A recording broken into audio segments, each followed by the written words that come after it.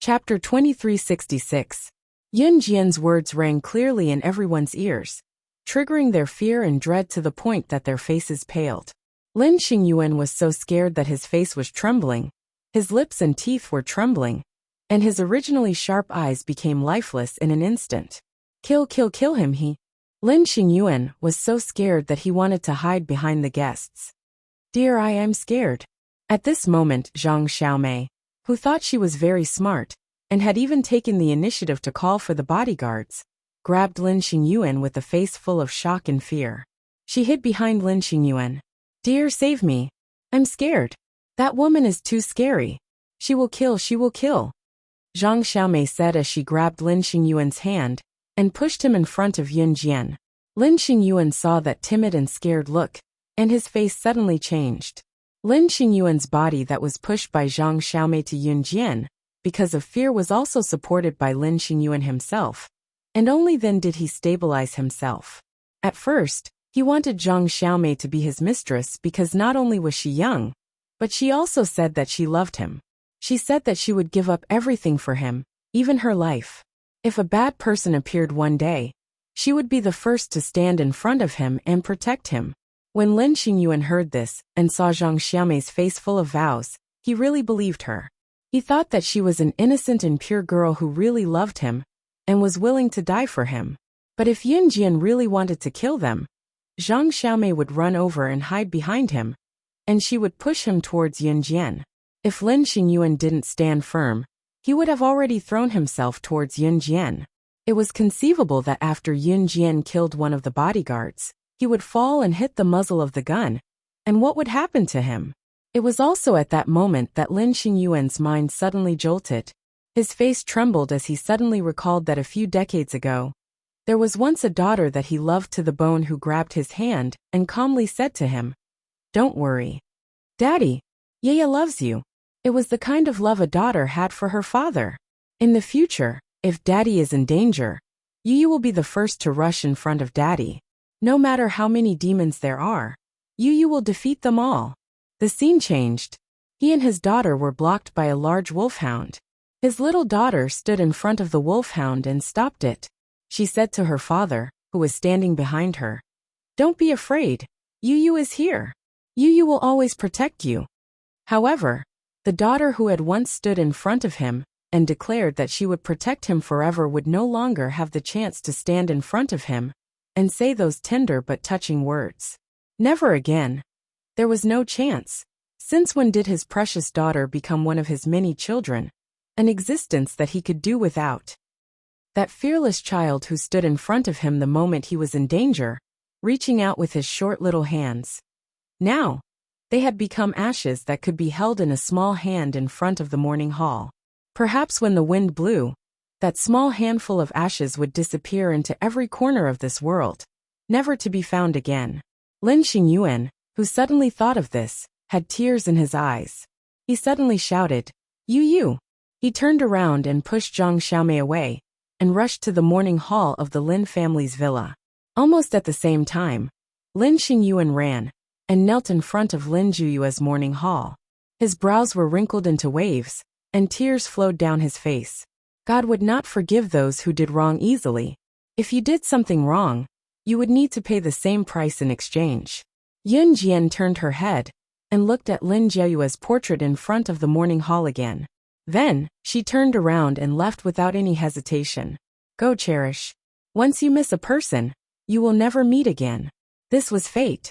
Please remember the domain name of this book. Mobile version of reading website. Chapter 2367. The bodyguards of the Lin family naturally didn't dare to stop Yun Jian from leaving.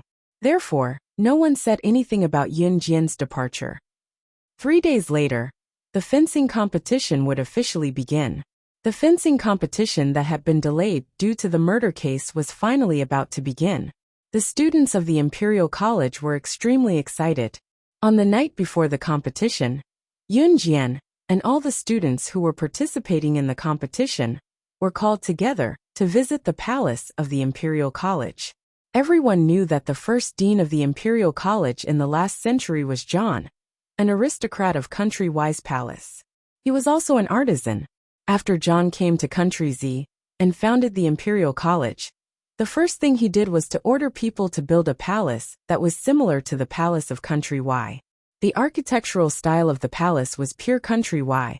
Usually the palace of the Imperial College was locked with a key from the outside. Only when the annual fencing competition was approaching would the registered students be allowed to visit the palace.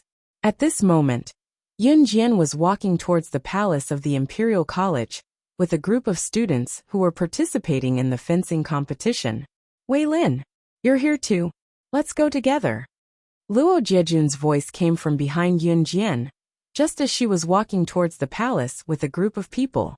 Needless to say, Luo Jiejun's tone was very cheerful when he saw Yun Jian. Yun Jian didn't turn around, so Luo Jiejun brought Hong Ling and Wei Min to Yun Jian.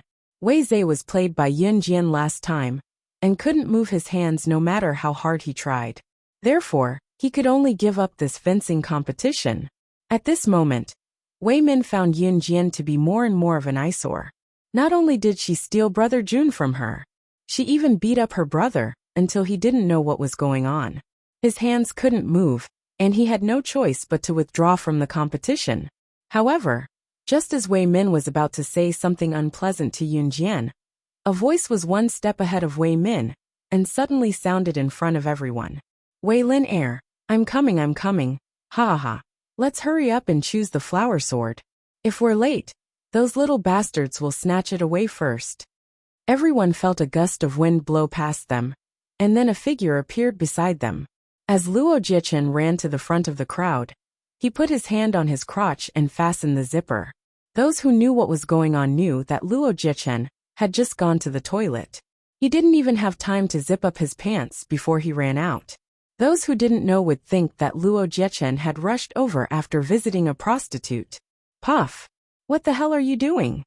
When Hong Ling saw Luo Jichen's strange look, he grabbed a handful of his short red hair and laughed out loud. Get lost! He's just like my brother. I can't be bothered to see you. Luo Jichen pushed Hong Ling aside and walked over to Yun Jian. He said to Yun Jian, Don't worry. Wei Lin, let's go quickly. If it's too late, all the swords for tomorrow's fencing competition will be taken away. One of the main reasons he came to the palace was because there were many flower swords hidden inside the palace. Fencing was another name for the sword used in fencing competitions. Not only were there many flower swords hidden inside the palace, there were also many names, portraits and statues of the fencing geniuses from the Imperial College that were hidden in the palace. The college allowed the students to come here every year. Other than choosing a suitable flower sword for their competition, they also wanted the students to visit the names, portraits and statues of the fencing geniuses from the past, and remember the glorious history of the past. Everyone quickly came to the interior of the palace, but just as they arrived at the interior of the palace, Yun Jian didn't see any flower swords to choose from. Instead, she saw a tall and familiar handsome man, wearing the uniform of the Imperial College, walking towards her from not far away. Please remember the domain name of this book. Mobile version reading website. Chapter 2368. Yun Jian was slightly stunned when she saw the familiar figure, before her cheeks flushed in the next second. Although there was no change in her expression, Luo Jiejun could clearly see the change in Yun Jian's gaze when she saw Ce walking over. It was something he had never seen on her face before. Who are you? Luo Jiejun extended his arm almost instinctively to stop Ce. Just as he extended his arm, Ce grabbed Luo Jiejun's wrist without even looking at him, and broke it with a crack before tossing the man aside. Then, Ce grabbed Yun Jian's hand and walked to a corner of the palace without a word. F***CK. Luo Jiejun's hand was broken. He spat out a curse, but he didn't chase after them. In a hidden corner of the palace, Ce pinned Yun Jian against the wall and nibbled on her soft lips. It was only when the storm was over that he pulled her into his arms. Xiao Jian, I've settled everything. I'll stay here with you. Ce's low voice rang. Be it in Hun Group or Deity Continent, there were tons of things waiting for him to do. In spite of it, Ce had already settled everything and enrolled in Emperor Academy to stay by her side. It was uncertain when the mysterious person would open the passage from Deity Continent to Puluo City, but Ce knew that he had to stay here with her. Yunjian replied as she hugged Ce. Her lips were pursed and her cheeks were rosy. It was a pretty sight. What followed was another round of passionate kisses like a storm. By the time Yunjian and Ce came to the public side by side, Luo Jiejun had already reattached his hand that was broken by Ce. Luo Jiejun was a martial artist, so reattaching a broken hand was a piece of cake for him. Wei Lin He's. When Luo Jiejun saw Yunjian and Ce coming over, he pointed at Yunjian and asked loudly, like he was catching an adulterer in the act. Luo Jiejun could clearly see that Yunjian's lips were much redder than before, as if someone had kissed her for a long time and left a mark on them. Her man. Ce clasped Yunjian's hand without hesitation and led Yunjian past Luo Jiejun. Ce had enrolled in school and signed up for the fencing competition, but he did not bother to take part. Both of them chose their fangs. They were supposed to stand where they were with the other students and wait for them to choose their fangs before they left. However, Ce held Yunjian's hand and stood beside an antique window on the 3rd floor of the palace, asking Yunjian, "Xiaojian, can we jump?" He was going to take her to skip school. There were teachers on the 1st floor, so the fastest and most convenient way to skip school was to jump down from the 3rd floor of the palace. Yunjian nodded. The 3rd floor was a piece of cake. Then, Ce held Yunjian's hand and leaped down from the 3rd floor of the palace with her to the outside. They left the school by jumping over the wall. Ce was not interested in school. There was only one thing he was interested in, her.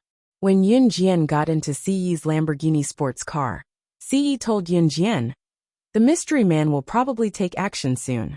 I'll always be with you. I won't let you get hurt."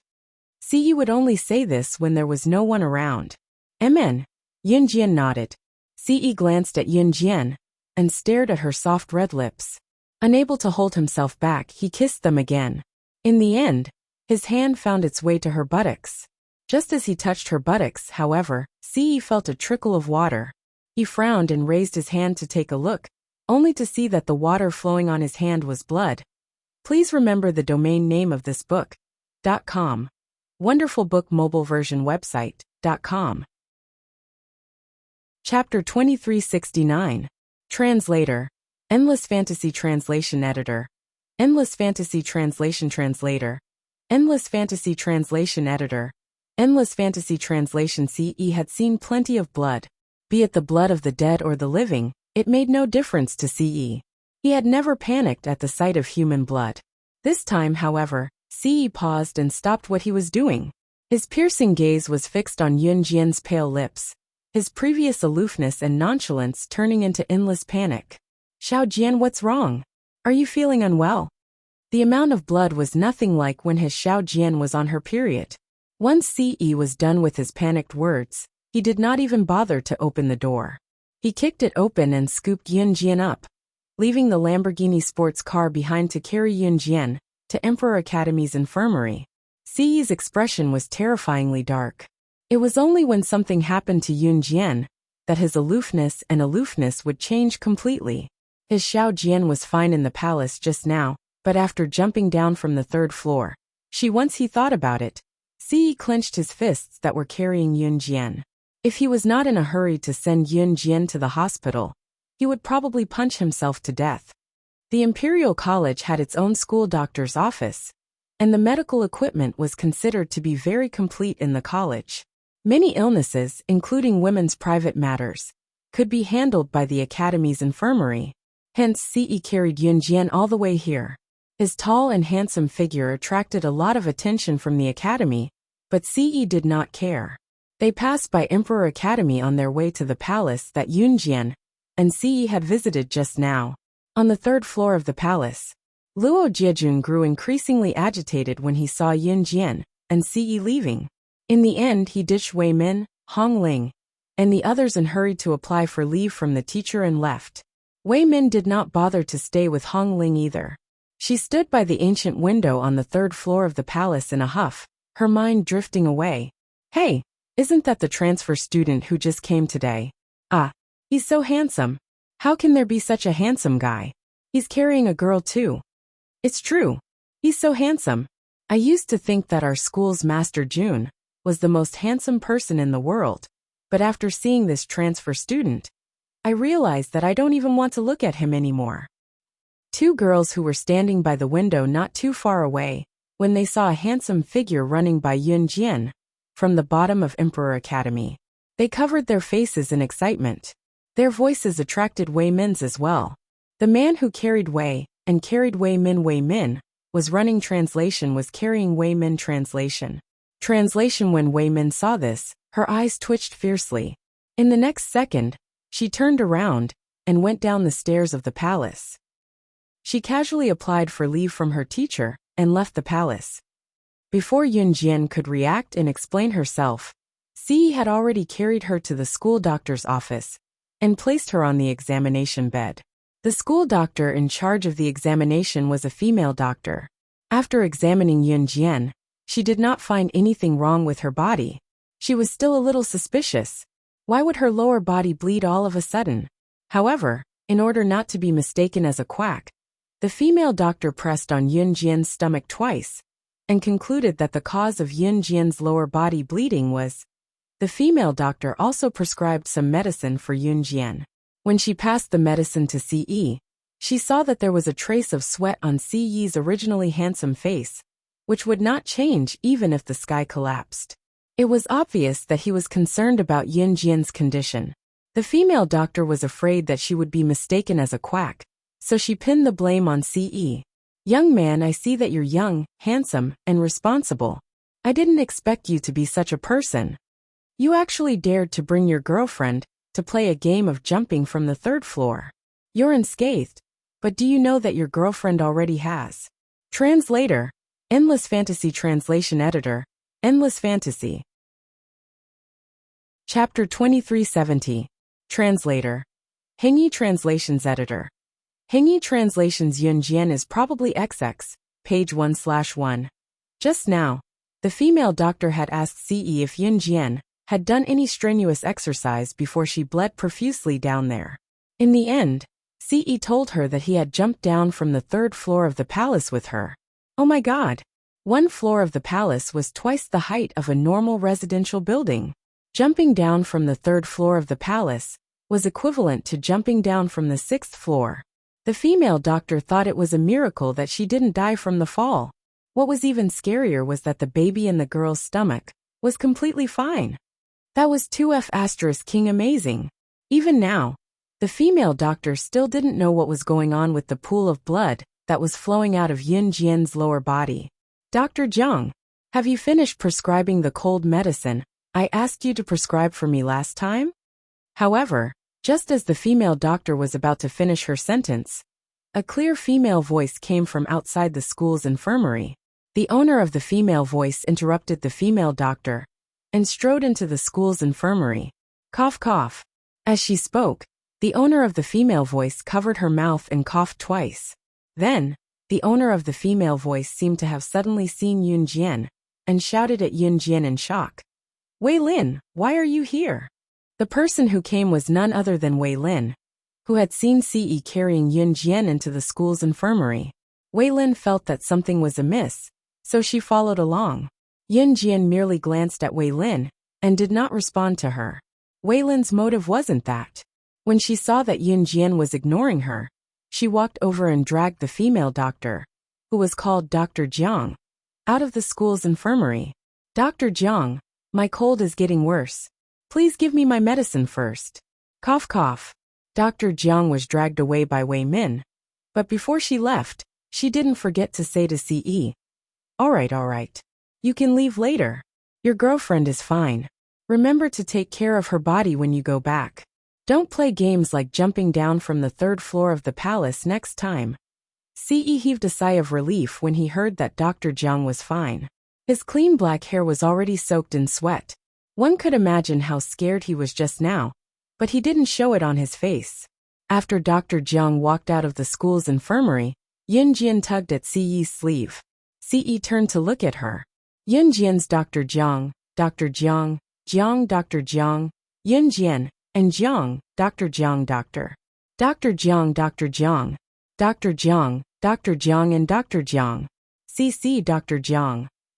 Dr. Jiang, who had been pulled out of the infirmary by Wei Min, was dragged to a corner by Wei Min, knowing that Wei Min was the eldest daughter of the Wei family.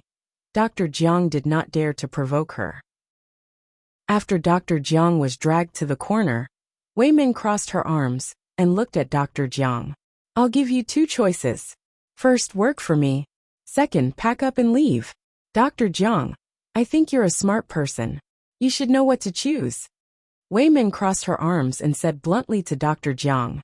The Wei family was a famous and influential family in Piluo City. The children of the Wei family were all powerful people in Emperor College. Moreover, the eldest daughter of the Wei family, Wei Min, was different from the youngest daughter of the Wei family, Wei Lin. Wei Lin had been lost for many years. Among the daughters of the Wei family, Wei Min was undoubtedly the most favored. Dr. Jiang was not stupid. She immediately said to Wei Min, Miss Wei, what's the matter? Just say it. After hearing Dr. Jiang's words, Wei Min pursed her lips and asked, What's the situation with Wei Lin? Tell me. When Dr. Jiang heard this, she told her everything she knew. I pressed her stomach just now. According to my experience, there's a 99% chance that she should be pregnant. Translator, Atlas Studios Editor, Atlas Studios. Chapter 2371. Translator, Endless Fantasy Translation Editor, Endless Fantasy Translation, page 1/1. What? Wei Min thought that she would hear something, but after hearing Dr. Jiang's words, her expression changed drastically. It was only when Wei Min realized that she had shouted too loudly that she reached out to cover her mouth. Her eyes widened in disbelief. Wei Lin was pregnant. With whom? Whose child? What did she go through before she returned to the Wei family? Could it be that the child was the child of the breathtakingly handsome man, who was dozens of times more handsome than her handsome brother? No. How was that possible? Why? Why was Wei Lin's man better than hers? After hearing the news, Wei Min clutched her long hair tightly with both hands, her brows furrowed tightly. She's really pregnant. Wei Min repeated through gritted teeth. In fact, Yun Jian and Wei Min were already university students. It was just that the rules of the Imperial Academy made university students' lives look more similar to high school students. It was not strange for university students to get pregnant in today's society. There were even rural families who married their daughters off at the age of 15 or 16. At the age of 18, they should be mothers of 2 children. In 2003, there were not many people who were admitted to university in this era. In the previous era, there were a lot of people who did not even study in high school, let alone go to university. If one were to push back the time to the previous century, in Qin Yura's era, one had to rely on exam results to enter junior high school from elementary school. At that time, half of the students could not even enter junior high school from elementary school. In that era, what could they do if they could not go to school early? Of course, they could go out and find a job. If they went out to work early, they would meet people early and get married and have children early. In 2003, there were many people who got married and had children early in this era. However, they had to be of legal age to get a marriage certificate from the Civil Affairs Bureau. Although Wei Min was shocked, it was not to the point of disbelief. I've been practicing medicine for so many years. I used to be in the gynecology department. Even the gynecologists in Piluo City's People's Hospital can't compare to me in terms of belly touching. Don't worry, I'm sure of it. As soon as Wei Min finished speaking, Dr. Jiang spoke. At this point, Dr. Jiang frowned again and asked in confusion, What's the matter? But the strange thing is that the two of them just jumped down from the 3rd floor of the palace, which is equivalent to 6 floors of an ordinary residential building. The scary thing isn't that nothing happened to the two of them. You have to know that the first 3 months of a normal girl's pregnancy is the most important period of protection. In the end, the girl jumped down from a height of 6 stories, and the baby in her belly was completely fine. If it were anyone else, they would have had a miscarriage long ago. And her stomach is as hard as steel. It's as if she's not pregnant at all. For a girl to be able to do this, her body should be strong enough to beat up the men from the special forces. This is too scary. Dr. Jiang's words made Wei Min gasp in shock. Then Wei Min asked Dr. Jiang, "Is there any way to make her miscarry?"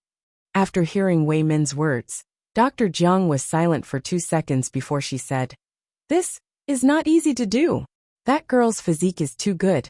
Even if you hit her stomach with an iron rod, she won't easily miscarry. But it's not completely impossible." Top reading site, M. Chapter 2372. Wei Min did not expect Yunjian's physique to be so good. Even a man from the special forces could not beat her. In spite of it, Wei Min's lips curled when she heard the latter half of Dr. Jiang's words. Wei Lin, you're dead meat." Yunjian and Ce left the school doctor's office after a short while.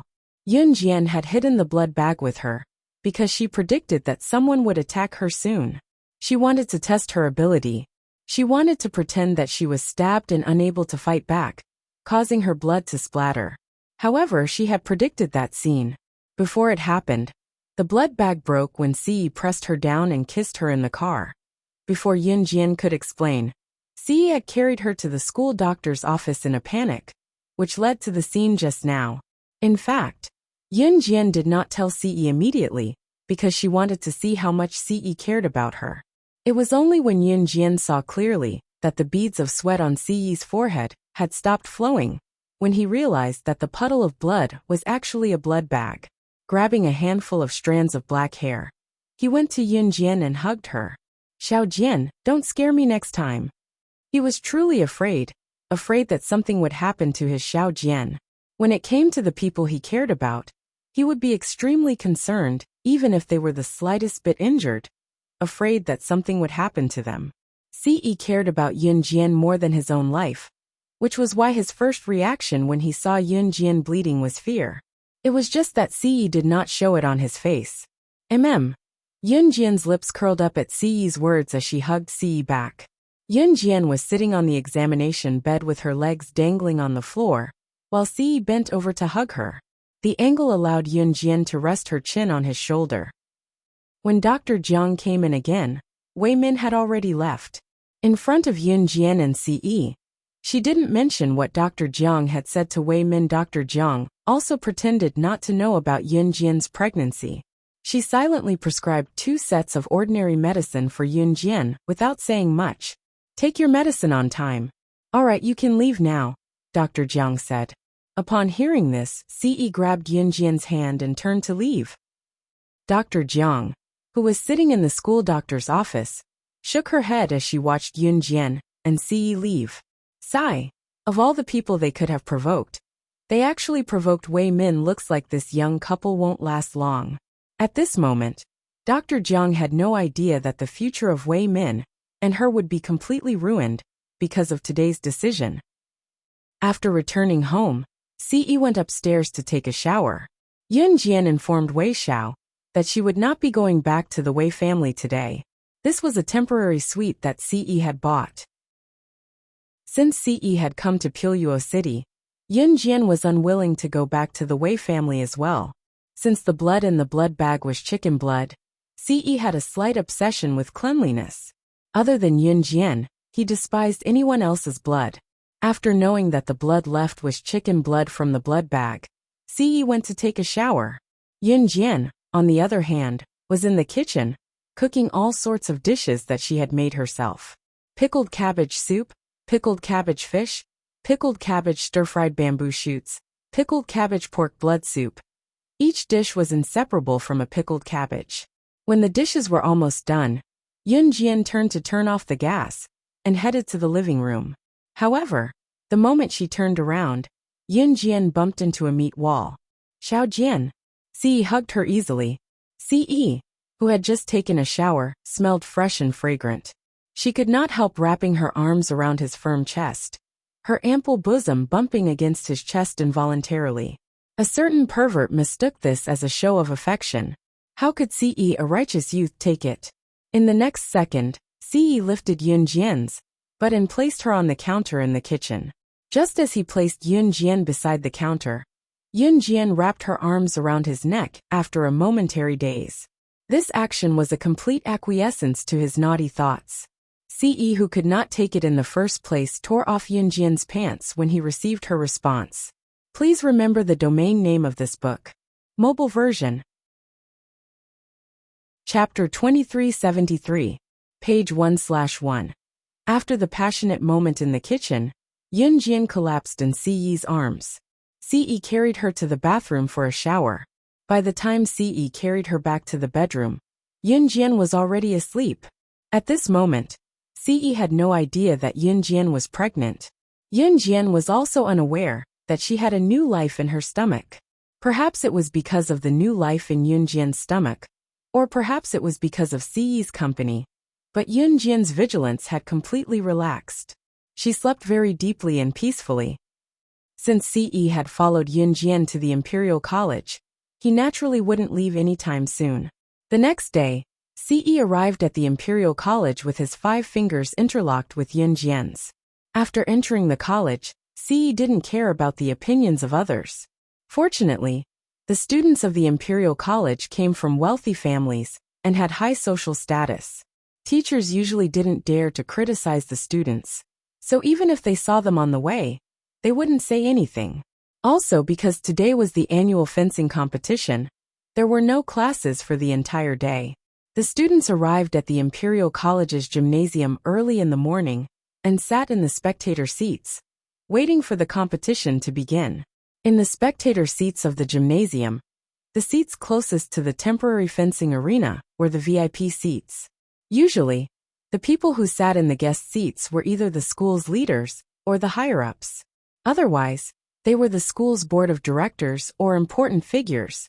After accompanying Yunjian to the waiting area for the fencing competition, Ce walked directly to the VIP seats with one hand in his pocket.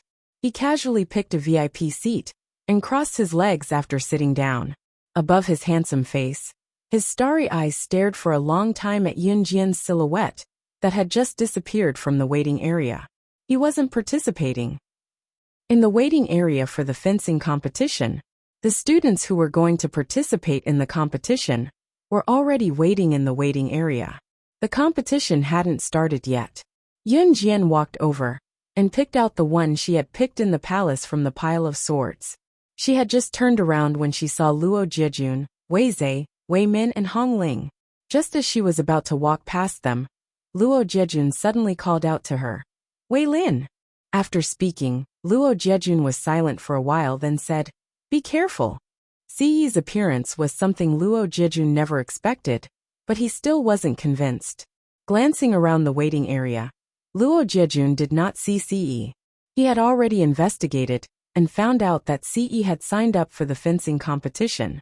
This meant that Ce was incompetent and did not dare to go up in the arena. Seeing Yunjian now, Luo Jiejun had nothing to say. He could only play the sentimental card and remind her to be careful in the competition later. However, after hearing his words, Yunjian walked past him, as if she didn't hear him at all. Seeing Yunjian walk past her with such a proud attitude, Wei Min thought to herself. She was pregnant, but she still wanted to seduce her brother Jiejun. Wei Min clenched her fists and stared at Yunjian's stomach for a long time. Not far from the audience, someone had already started a bet. Come, come, come. Place your bets. Place your bets. Who do you think will get first place in this year's fencing competition? Hurry up and place your bets. For this year's fencing competition, we'll return you 10 times the amount of your bet. Someone sat on a low stool next to the betting table, took down the names of the people who placed their bets, and shouted for them to continue placing their bets. The students here were all rich second-generation heirs, so they could still afford small bets. I heard that a very beautiful girl is also participating in the fencing competition this year. She even said that she's going to get first place. It's the Wei family's long-lost daughter, Wei Lin. Hey, let's bet what place will she get. She's a girl? No matter how beautiful a girl is, it doesn't mean that she's strong. She's even been separated for 10 years. She's just going on stage for a show. What kind of strength can she have? I bet that she'll definitely be third from the bottom in this year's fencing competition. There were endless discussions at the scene. The staff member who set up the betting table was also writing nonstop with the pen in his hand that was used to register the bets placed by the students. However, just as the staff member who set up the betting table was making the last stroke on the registration book, the registration book in his hand was suddenly taken away, along with the black pen in his hand. Then, a handsome man who angered both men and gods took a black pen and made a tick next to the name, Wei Lin, in front of everyone's eyes. Then, he threw the registration book and the black pen back to the staff member's table. At the same time, a black card fell from the handsome man's hand into the staff member's notebook. A mellow voice then came out of Siyi's thin lips. His words stunned everyone around him, and their faces turned pale. Bet on first place, 1 billion USD. Top reading website, M. Chapter 2374.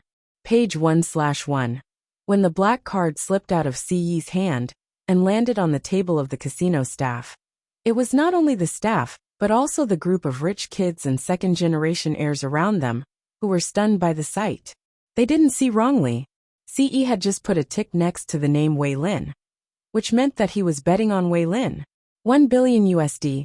Converted to RMB, it was a total of 6 billion. In this era, this amount of money was enough to be ranked on the list of the richest people in the country. One had to know that no matter how rich a rich second-generation heir was, having a few $100,000 a month of pocket money was already considered a miracle. But this handsome guy wearing the Imperial College uniform, who couldn't accept any rebuttal, actually bet 1 billion USD? This was simply an inconceivable matter. You. The staff stuttered with his round, dead fish eyes staring at Siyi. After a pause, he sucked in a deep breath before continuing. Do you really have? No, do you really want to use $1 billion to bet? The staff thought that Siyi was crazy. He must have bet his entire fortune on this bet.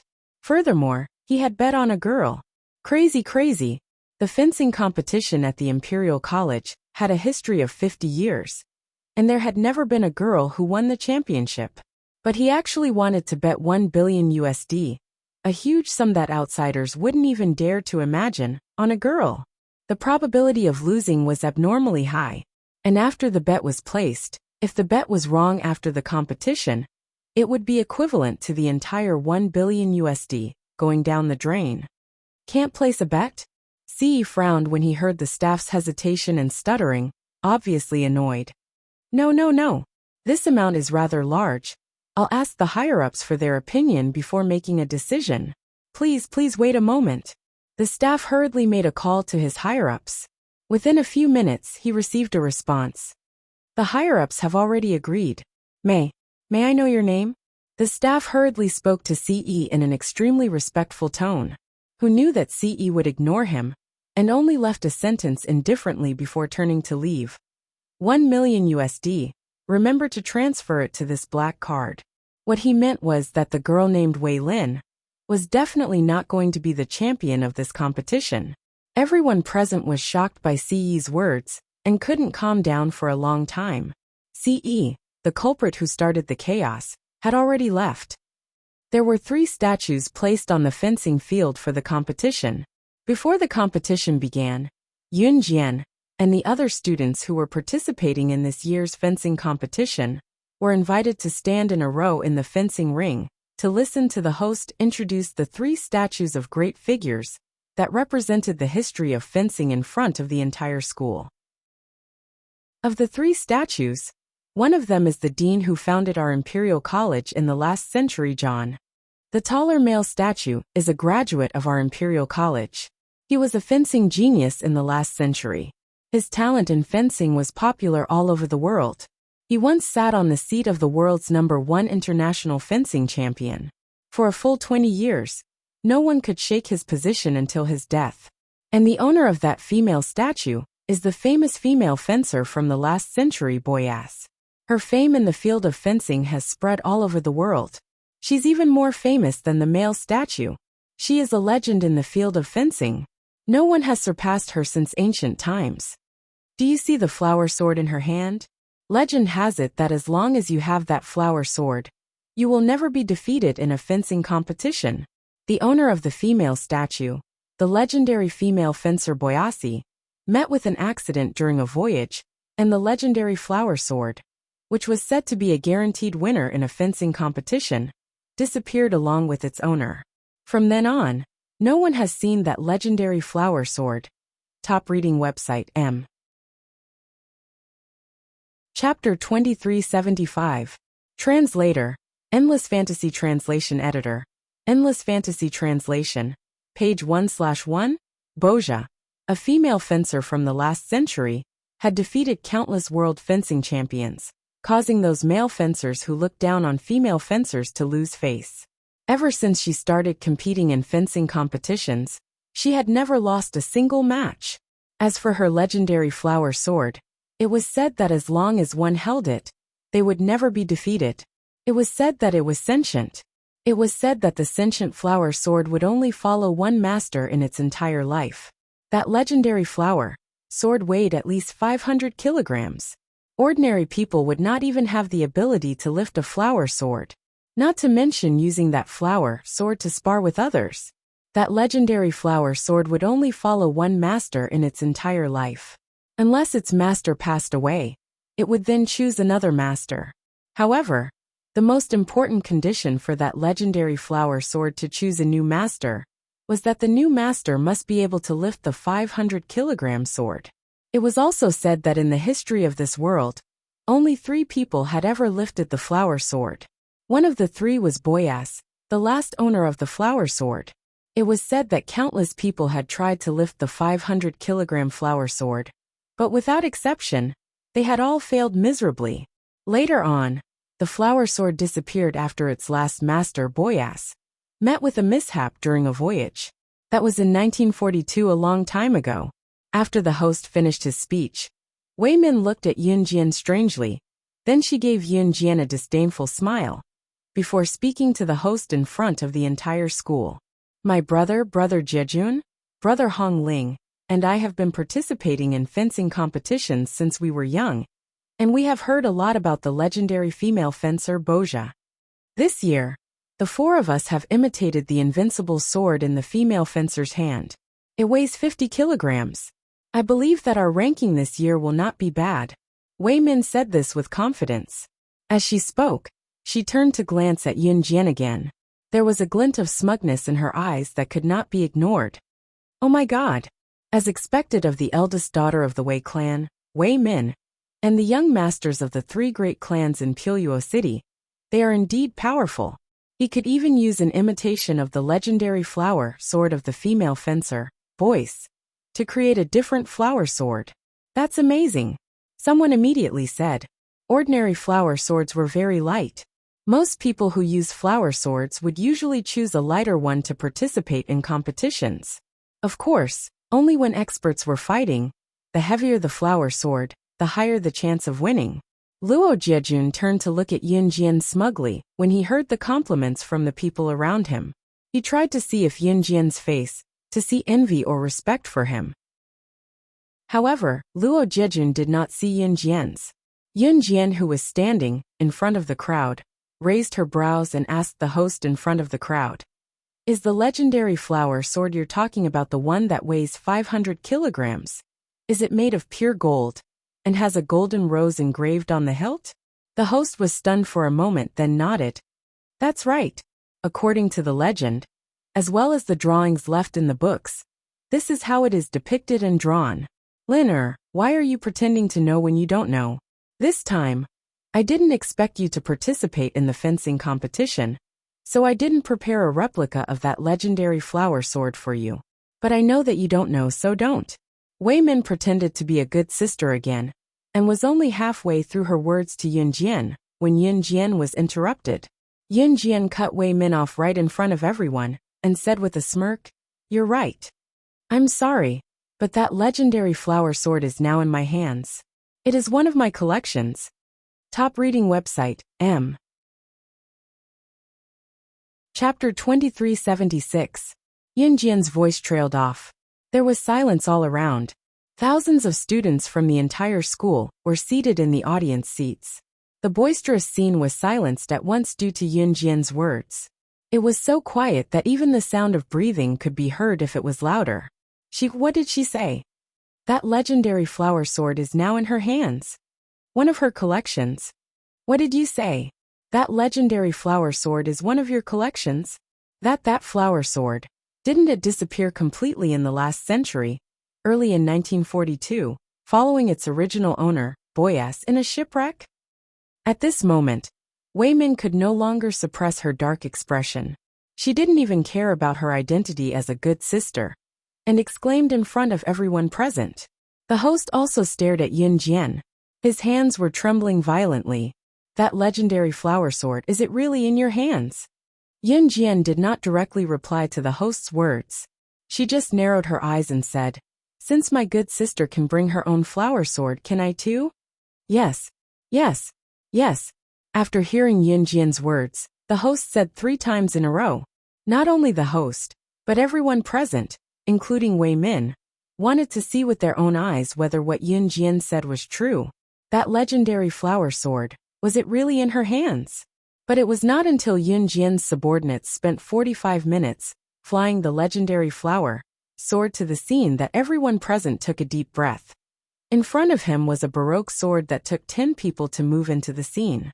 It was gold in appearance, and anyone could tell at a glance that the Baroque sword was made of pure gold. It was the same sword that disappeared with Bojabak in 1942. The person who came to move the flower sword left. When he left, he was still panting because he had moved the flower sword all the way.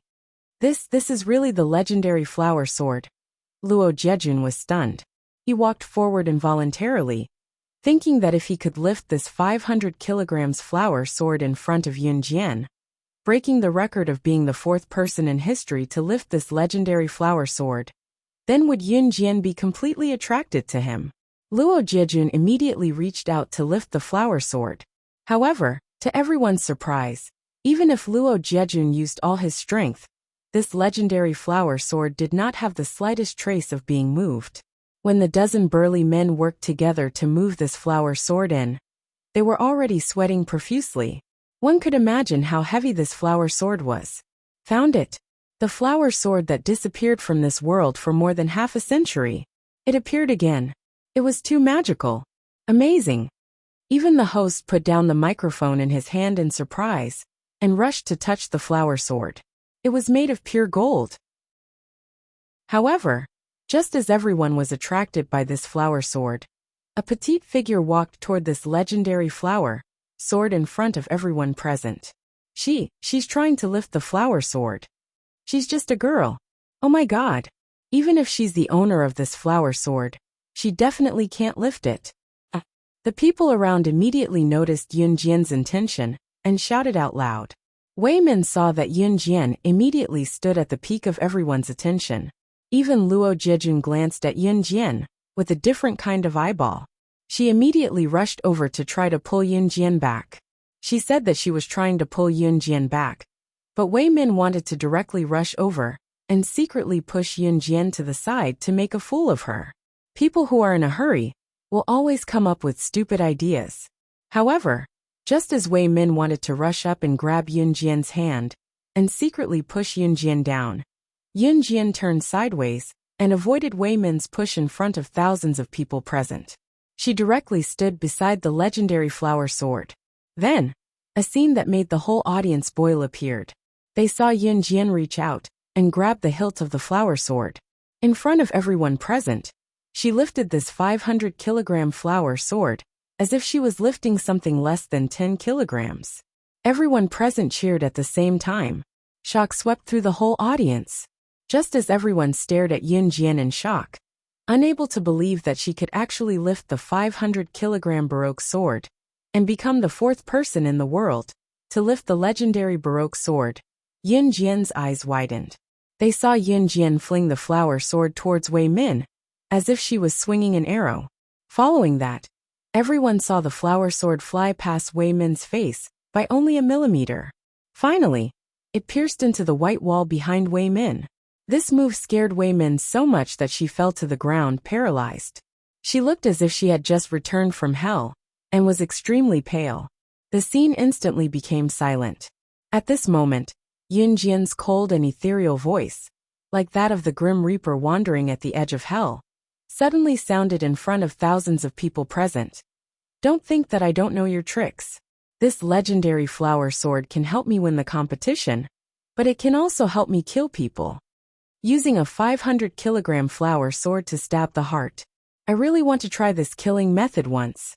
Want to chat with more like-minded people about campus rebirth? The strongest female secret agent. Follow excellent reading literature.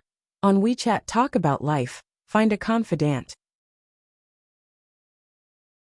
Chapter 2377.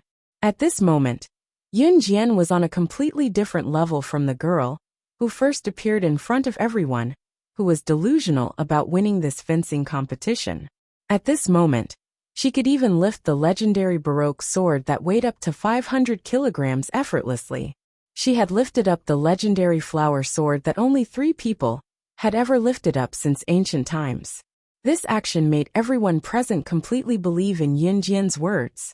Coupled with the fact that Yunjian was holding the legendary flower sword, she threw the flower sword towards Wei Min, and it directly pierced into the huge wall behind Wei Min. When everyone present saw this scene, they suddenly stood up from their respective spectator seats and stared at the scene in front of them. You, sister, how can you do this to your sister? Sister was just worried that you would touch that flower sword carelessly and hurt yourself. So I wanted to stop you from touching that flower sword. When Wei Min heard Yunjian's words, she rolled her eyes and quickly changed her words. As she spoke, Wei Min's eyes flashed with viciousness. Yunjian had already seen through Wei Min. In front of everyone, she walked to the wall expressionlessly and pulled out the flower sword from the wall in front of everyone. Then, she held the 500-kilogram flower sword in her hand and walked towards Wei Min. Wei Lin, I also saw it just now. Your sister only wanted to stop you from taking the flower sword. Sisterhood is deep. Quickly put down the flower sword in your hand. The competition is about to start. When Luo Jiejun saw this, he also stood out and used a very reasonable tone to speak to Yunjian.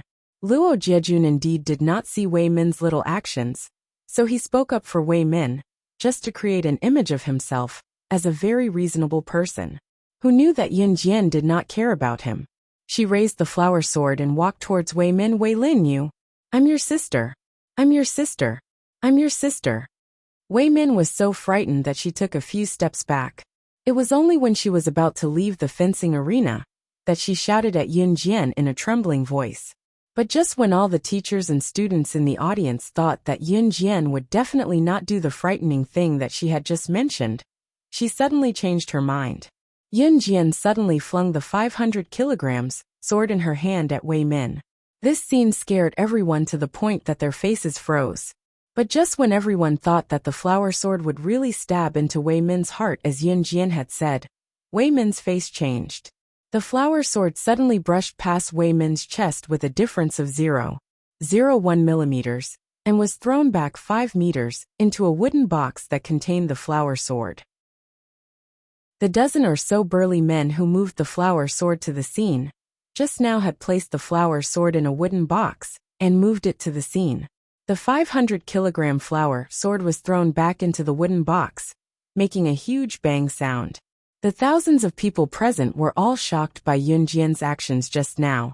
At this moment, everyone took a deep breath and stared at the fencing arena without exception. The petite and beautiful figure looked sideways with widened eyes and a face full of shock. After Yunjian threw the flower sword back into the wooden box, she turned her head to look at the people who had gone up the stage with her and were participating in the fencing competition.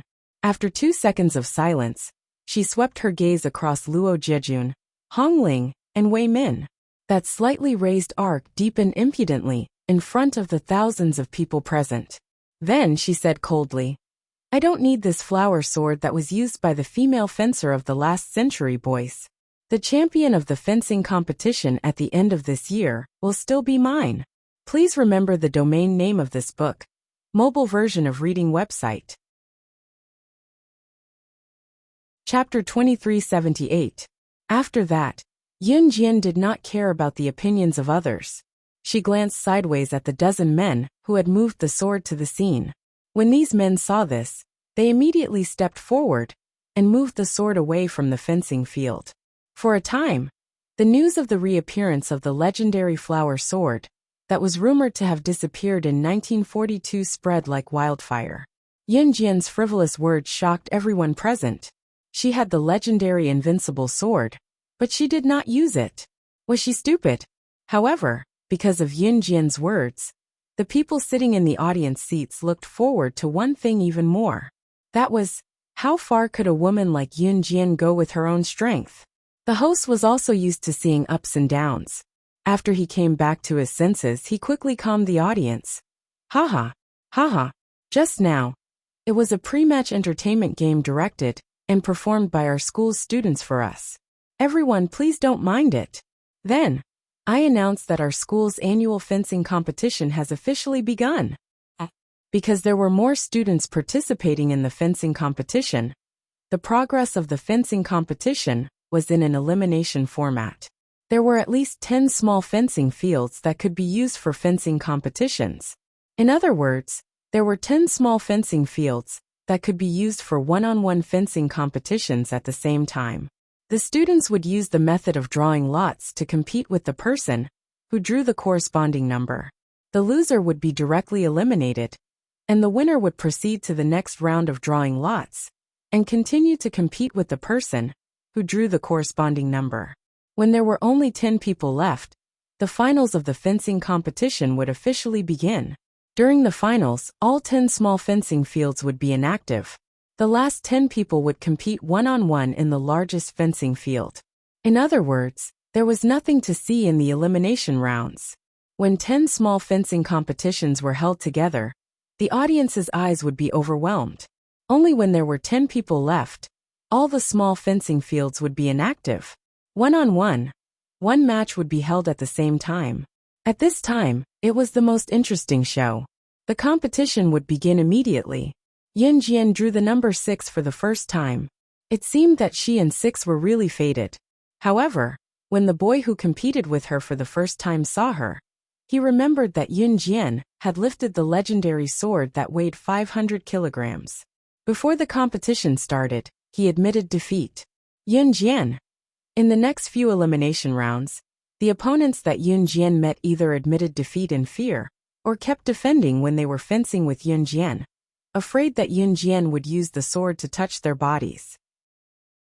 A fencing competition was a sport where two people held special steel swords and wore protective gear. They would stab or chop within a specified time and place. During the competition, one side would use the tip of their sword to stab the opponent. The sword tip would accurately stab the effective part of the opponent's body, and the side with the highest number of effective hits would win. In layman's terms, it was to use the tip of the flower sword to hit the opponent's effective part, and the side that hit more times would win. In Yun Jian's body, let's not talk about whether the opponent could hit her or not. When she attacked, it was usually a combo.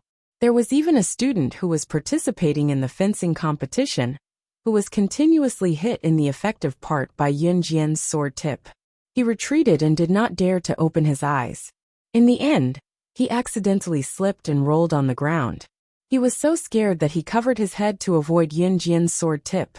Even the judges almost burst out laughing when they saw his comical appearance. Yun Jian's initial fencing style was not outstanding. Instead, it was the fencing style used by Luo Jiejun, Wei Min, and Hong Ling that showed off in the preliminary competition. Therefore, the audience who were initially interested in Yun Jian and felt that Yun Jian must have some ability since she was so confident before, instantly shifted their attention away. Unknowingly, there were only 10 people left in the fencing competition. This also meant that the most intense ranking competition, the finals, had officially begun. Please remember the domain name of this book. Mobile version of reading website. Chapter 2379.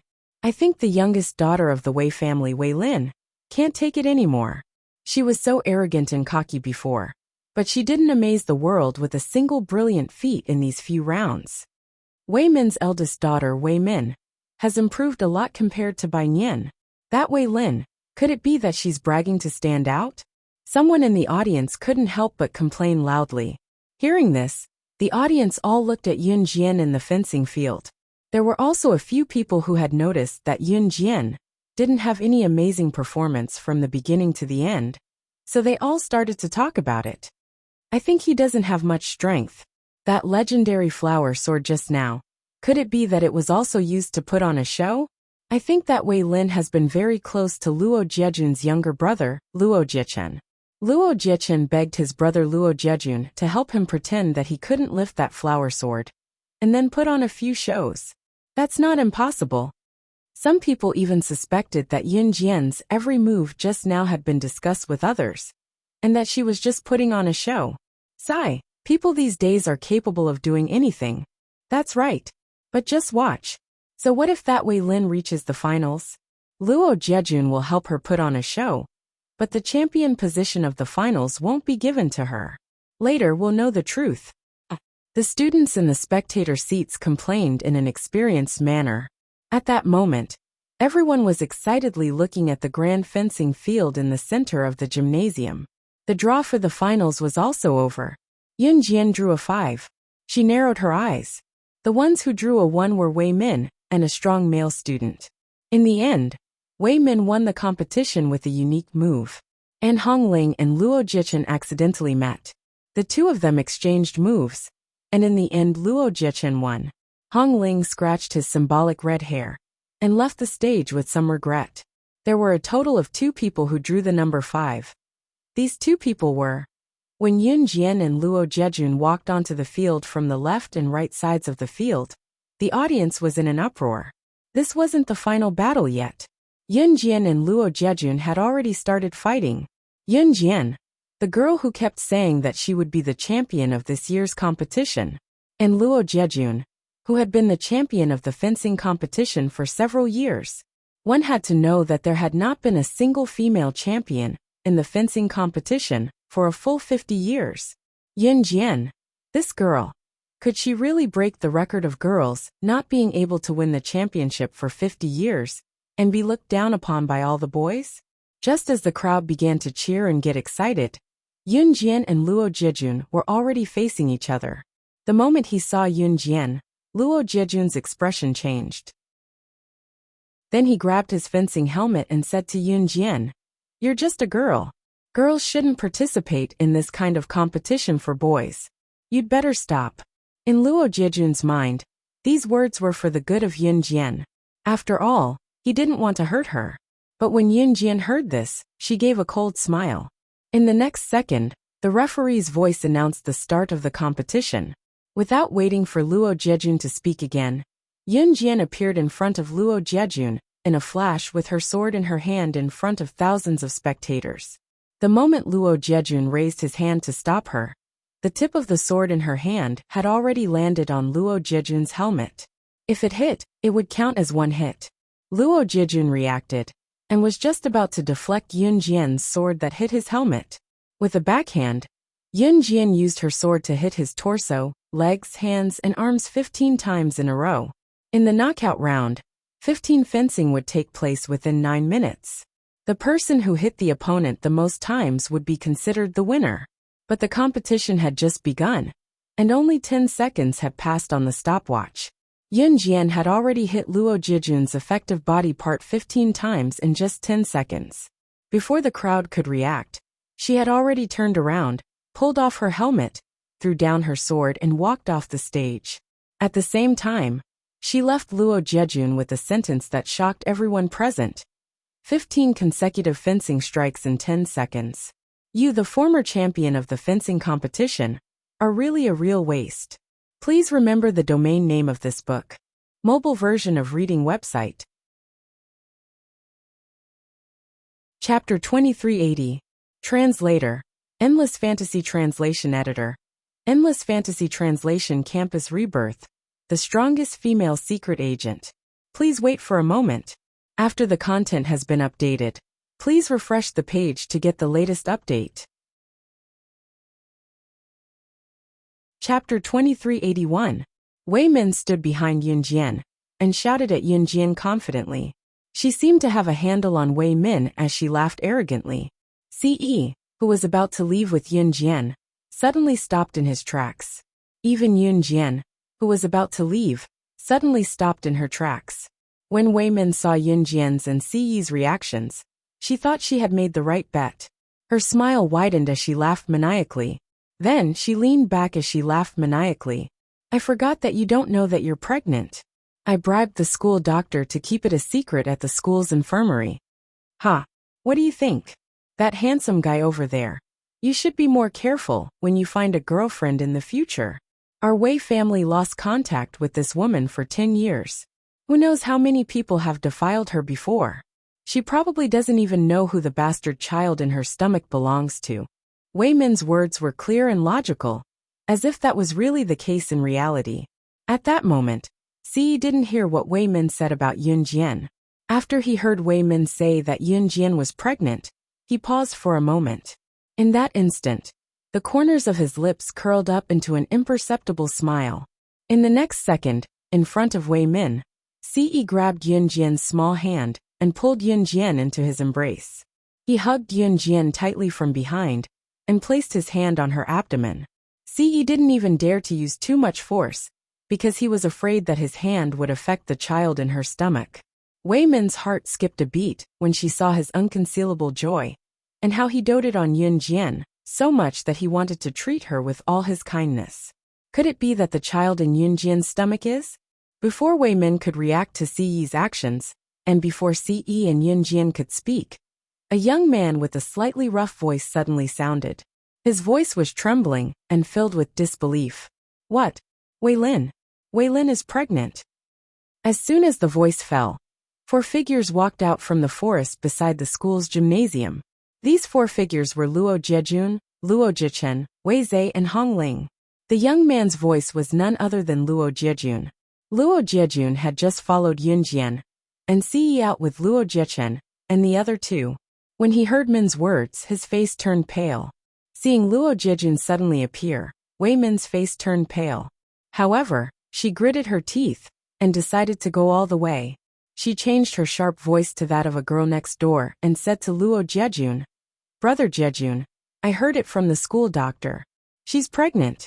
How long has it been since she returned to the Wei family?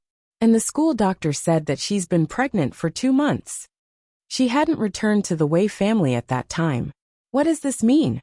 It's very likely that she got pregnant after fooling around outside. She got pregnant before marriage. A young lady from a wealthy family got pregnant before marriage. She's destined to be ridiculed for being lascivious and unable to endure loneliness. She's ruining the Wei family's reputation. This time, Wei Min had sufficient words to prove that Yunjian had done bad things before she returned to the Wei family. Women in the countryside got married early and got pregnant early. However, wealthy families usually didn't take wedding leave too early, let alone getting pregnant before marriage. This would be ridiculed. Wei Min was certain that Ce would dump Yunjian after hearing about Yunjian's pregnancy, and that her brother Jiejun would change his mind. However, just as Wei Min thought so, Luo Jiejun's face turned pale. Ce, who was standing in front of them, hugged Yunjian's waist from behind and retracted his hand that was gently placed in front of her stomach, as if he was protecting a treasure. Then, without waiting for everyone present, he took out a large notebook from his trouser pocket and showed it to everyone with a smile that angered both men and gods. Who said that we got pregnant before marriage? She's my wife. Whether she's pregnant or not, it's not up to you to tell her what to do. Please remember the domain name of this book. Mobile version of reading website. Chapter 2382. Ce's words were clearly heard by everyone present.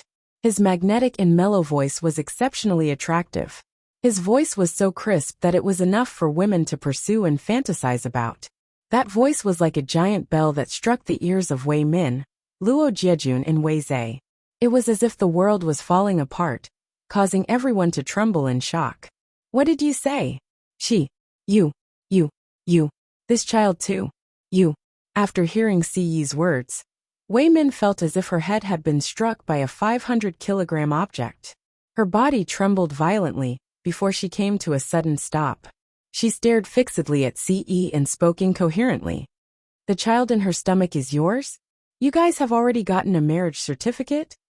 Luo Jiejun finished Wei Min's sentence before she could finish. At this moment, Luo Jiejun's voice was trembling as he asked this question.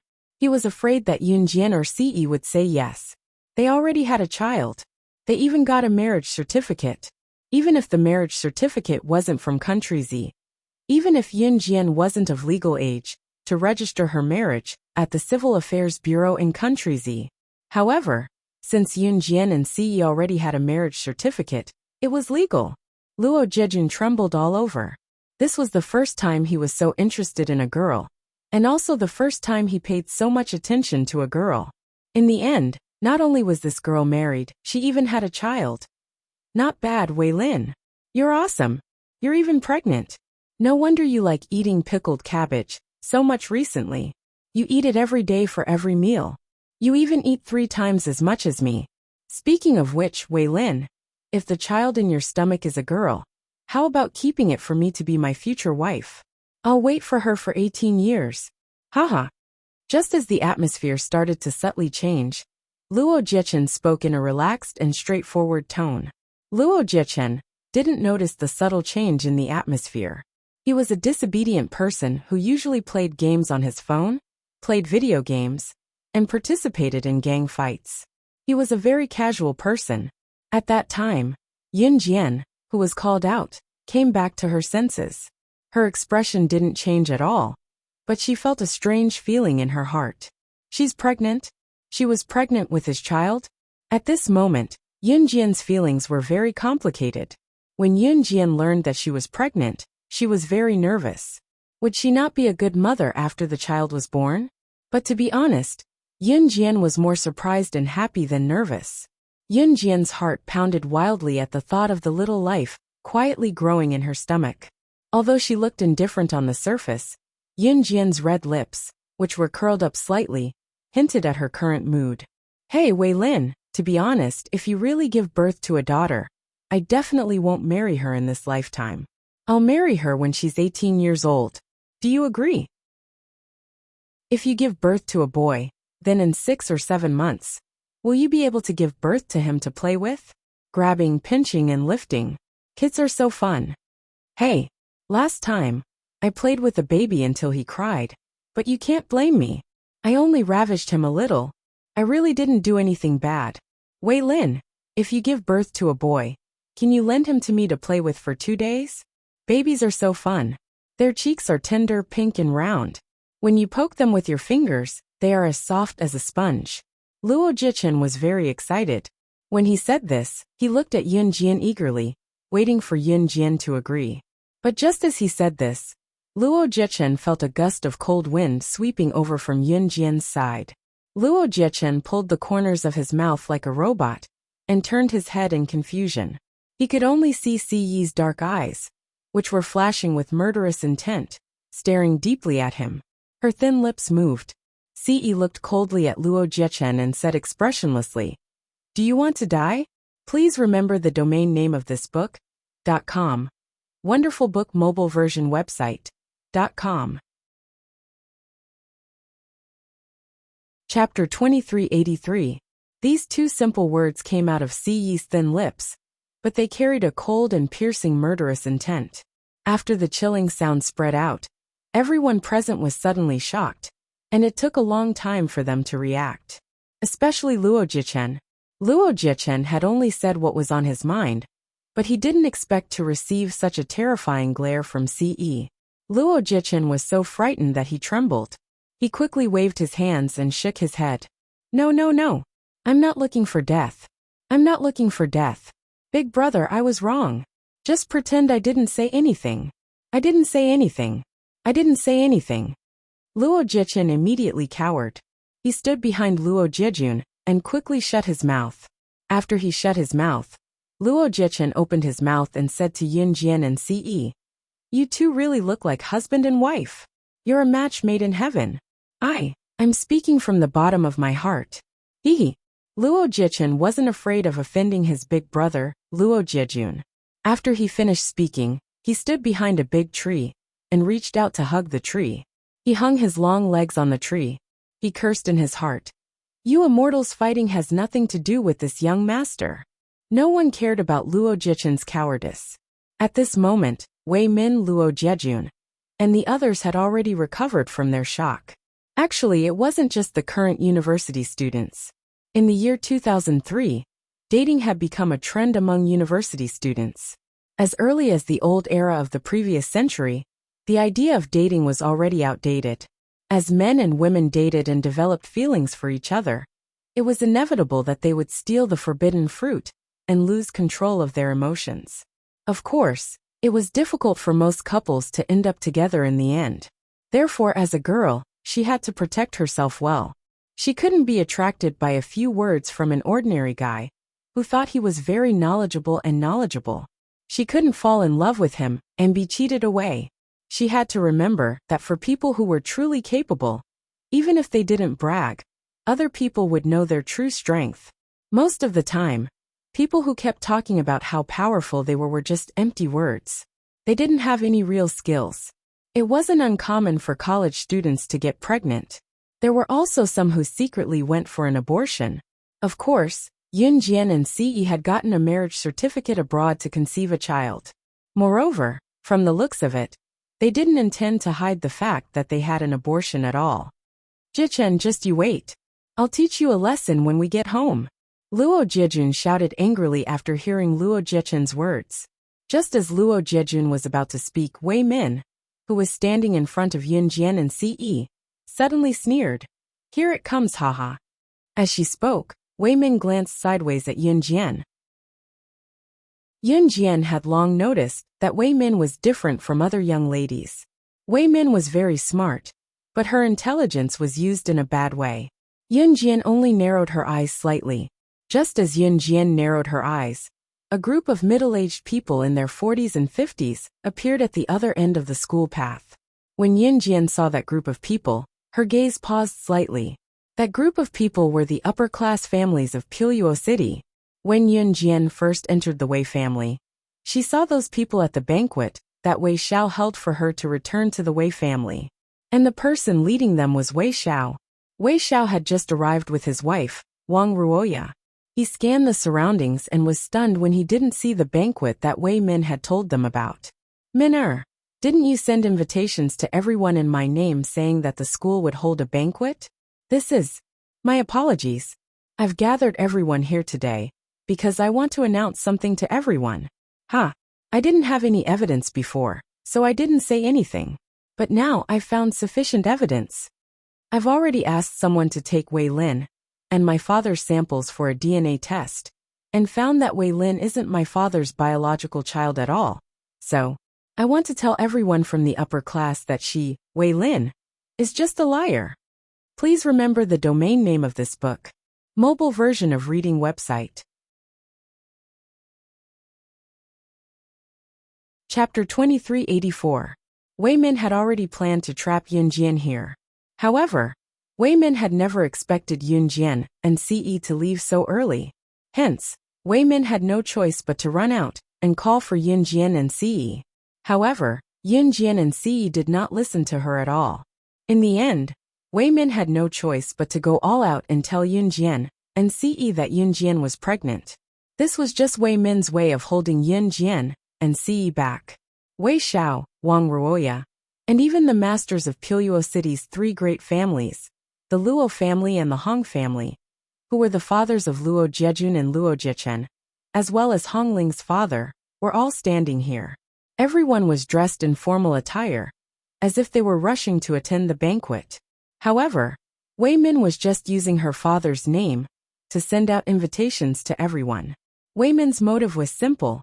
She just wanted to expose Yun Jian's true colors in front of everyone. She was not the Wei family's youngest daughter, Wei Lin. She was an imposter. After Wei Min said this, everyone present was in an uproar. Everyone instantly forgot that Wei Min had used her father's name to trick this group of people here. They all looked at Yun Jian with great interest. This was a piece of explosive news. If one wanted to ask how Wei Min had taken Yun Jian and her father's samples for a DNA test, one would have to start with the school doctor, Dr. Jiang. Dr. Jiang picked up a strand of Yun Jian's hair and took it to do a DNA test with Wei Min's father's hair. It had not been long since Wei Min received the news. After learning that Yun Jian was not the real Wei Lin, Wei Min had arranged the show to expose Yun Jian's true colors in front of all the upper-class aristocratic families. She's not the real Wei Lin? Luo Jejun asked with widened eyes right after Wei Min's words. Brother Jejun, I'm not framing her. Here's the evidence. Wei Min laughed coldly and took out a DNA test report from her pocket. Everyone clearly saw that the DNA test report clearly stated that Yun Jian and Wei Xiao were not close relatives. This meant that they could not be father and daughter. After taking the DNA test report, Wei Min looked at Yun Jian with a smug expression. Then, she stood in front of Yun Jian like a winner. She raised her head and stood on her tiptoes to meet Yun Jian's eyes. She sneered and said, Yun Jian, you're amazing. You actually managed to fool my father and successfully pretended to be my sister to come to my family, to enjoy a luxurious life. But there's no such thing as an impenetrable wall in this world. You think you're very powerful, but in fact, you can't even withstand a single blow. Tell me, who the hell are you? Are you a commoner, street gangster, or a beggar? It's fine if you don't want to say it. In any case, you will definitely pay for your actions. As soon as Wei Min finished speaking, she looked at Yun Jian aggressively. At this moment Wei Xiao, who was standing at the side, suddenly took a step forward and slapped his daughter's cheek in front of everyone. Then he said in a terrified tone, Do you want to die? How dare you talk to her like that? Everyone was shocked when they heard this. Could it be that Wei Xiao knew that Yun Jian was not his daughter, Wei Lin, who had been separated from him for 10 years? At this moment, even Wei Xiao's wife, Wang Ruoya, stared and shook her head. Dad? What did you say? She's an imposter. Don't tell me you know about this. Wei Min looked at Wei Xiao in disbelief and asked loudly. But just as Wei Min finished speaking, a female voice that was as pleasant as the sound of nature had already spoken first. Of course your father knows about this. The person who spoke was Yun Jian. As soon as she said this, everyone turned to look at Yun Jian. Right in front of everyone, Yun Jian's lips curled into a red arc. A brutal murderous intent flashed across her expressionless face, as if she was a murderer. A voice that struck fear into everyone's hearts rang out at the same time. Please remember the domain name of this book. .com. Wonderful Book Mobile Version Website. .com. Chapter 2385. Slaying God. The number 1 on the International Secret Agent ranking. That was a person whose name was enough to make all the top international business leaders piss their pants in fear. There was a pin-drop silence around them after she said that. All the hubbub and whispers after finding out that Yun Jian was not the Wei family's youngest daughter, Wei Lin, stopped abruptly after Yun Jian said that. The quiet path, which was not wide to begin with, was eerily silent. There were dozens of people walking around, but no one made a sound earlier. Everyone kept their mouths shut at the same time. The scene was indescribably eerie. They could still vaguely hear the cheers of the fencing competition, coming from the stadium not far away. However, the group of people was eerily quiet. At that moment, everyone's eyes were fixed on Yun Jian. Their eyes were wide open, and some of them even had their mouths agape. They looked as if they had been frightened by something terrifying. Especially Wei Min, who had been so aggressive earlier, and wanted to dig out Yun Jian's identity and background. Wei Min's face paled at a speed that was visible to the naked eye. Her cheeks, which still had some color in them, were now as pale as a sheet. What did she say?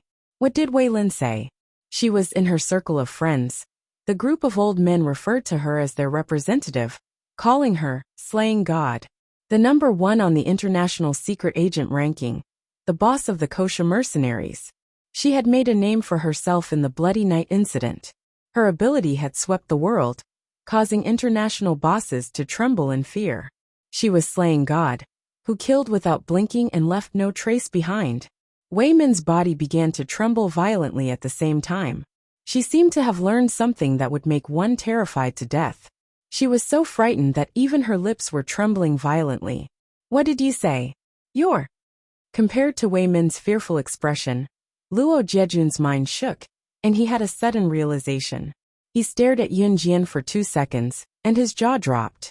To Luo Jejun, the reason why he paid so much attention to Yun Jian was because Yun Jian was very unique.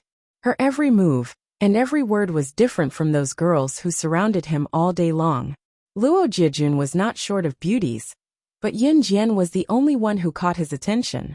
But when he found out about Yun Jian's identity, Luo Jejun was dumbfounded. It wasn't just Luo Jejun. Hong Ling, Luo Jechen, Wei Zhe, Wei Xiao, Wang Ruoya, and all the people from Piluo City's upper-class society were dumbfounded. They stared at the scene in front of them, unable to return to their senses for a long time. You're not Liner, Then where did my Liner go? Liner didn't come back at all, right? Where's my Lin? Where did she go?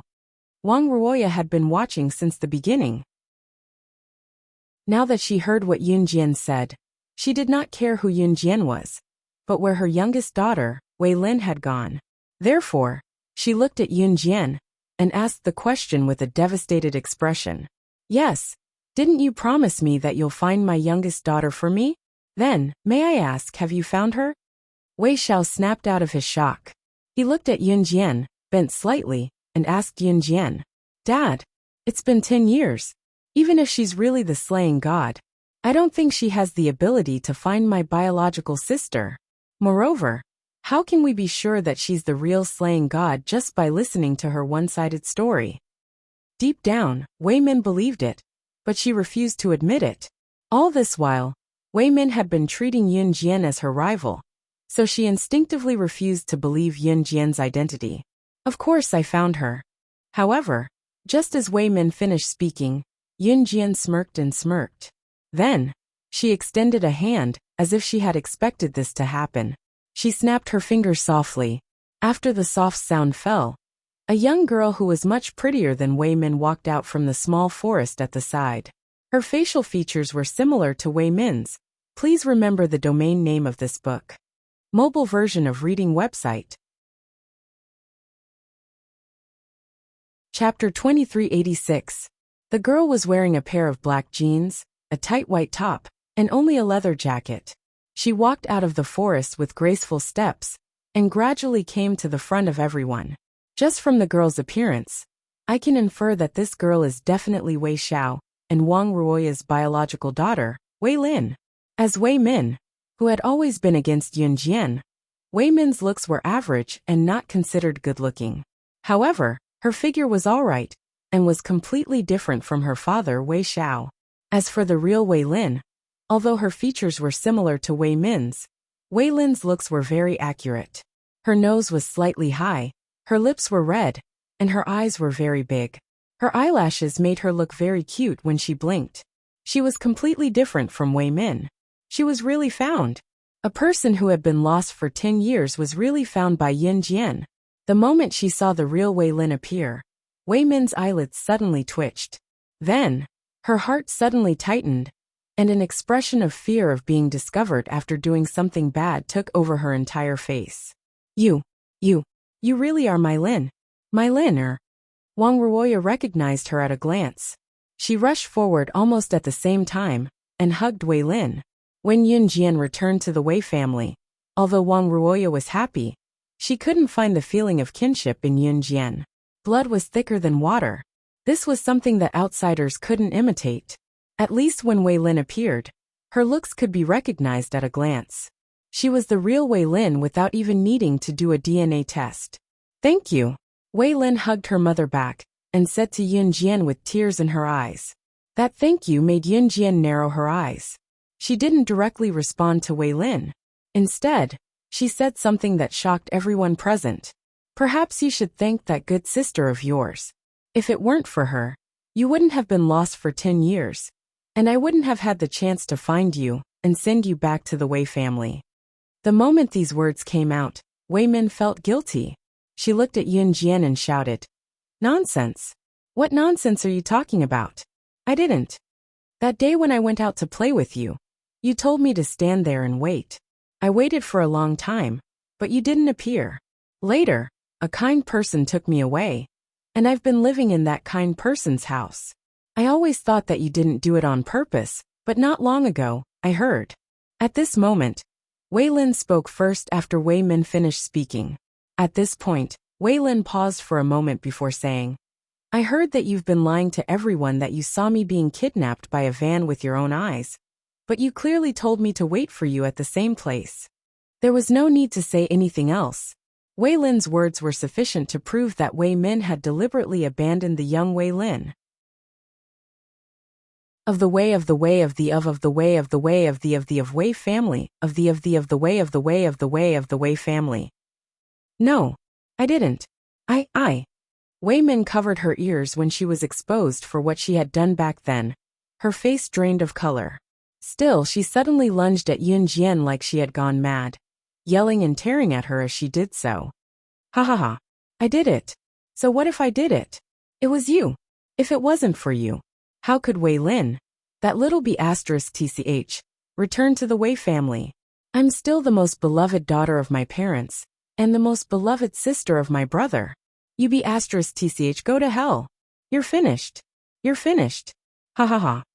Please remember the domain name of this book. Mobile version of reading website.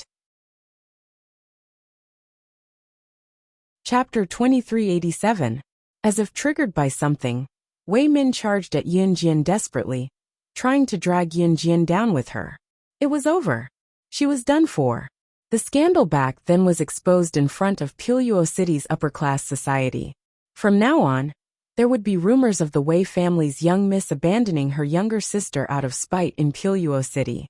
As for her brother Jun, and he definitely wouldn't like her anymore.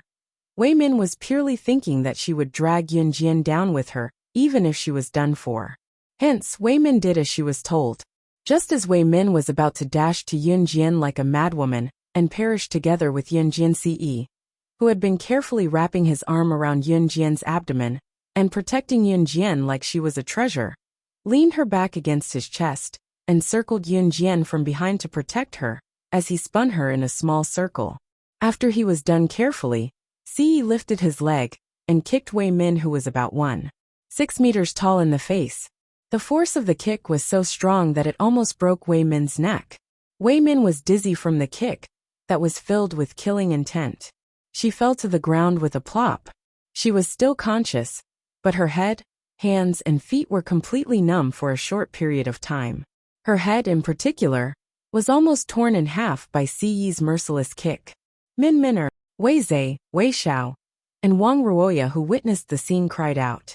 Although what Wei Min had done to Wei Lin back then was already a fact, Wei Zhe, Wei Xiao, and Wang Ruoya could not bear to see Wei Min die without a corpse. Humans were not cold-blooded creatures. No one could guarantee that they would not develop feelings for someone after interacting with them for a long time. The feelings here referred to pure friendship, family, and so on. Ce's expression was terrifyingly dark. What Wei Min did just now was a test of his patience.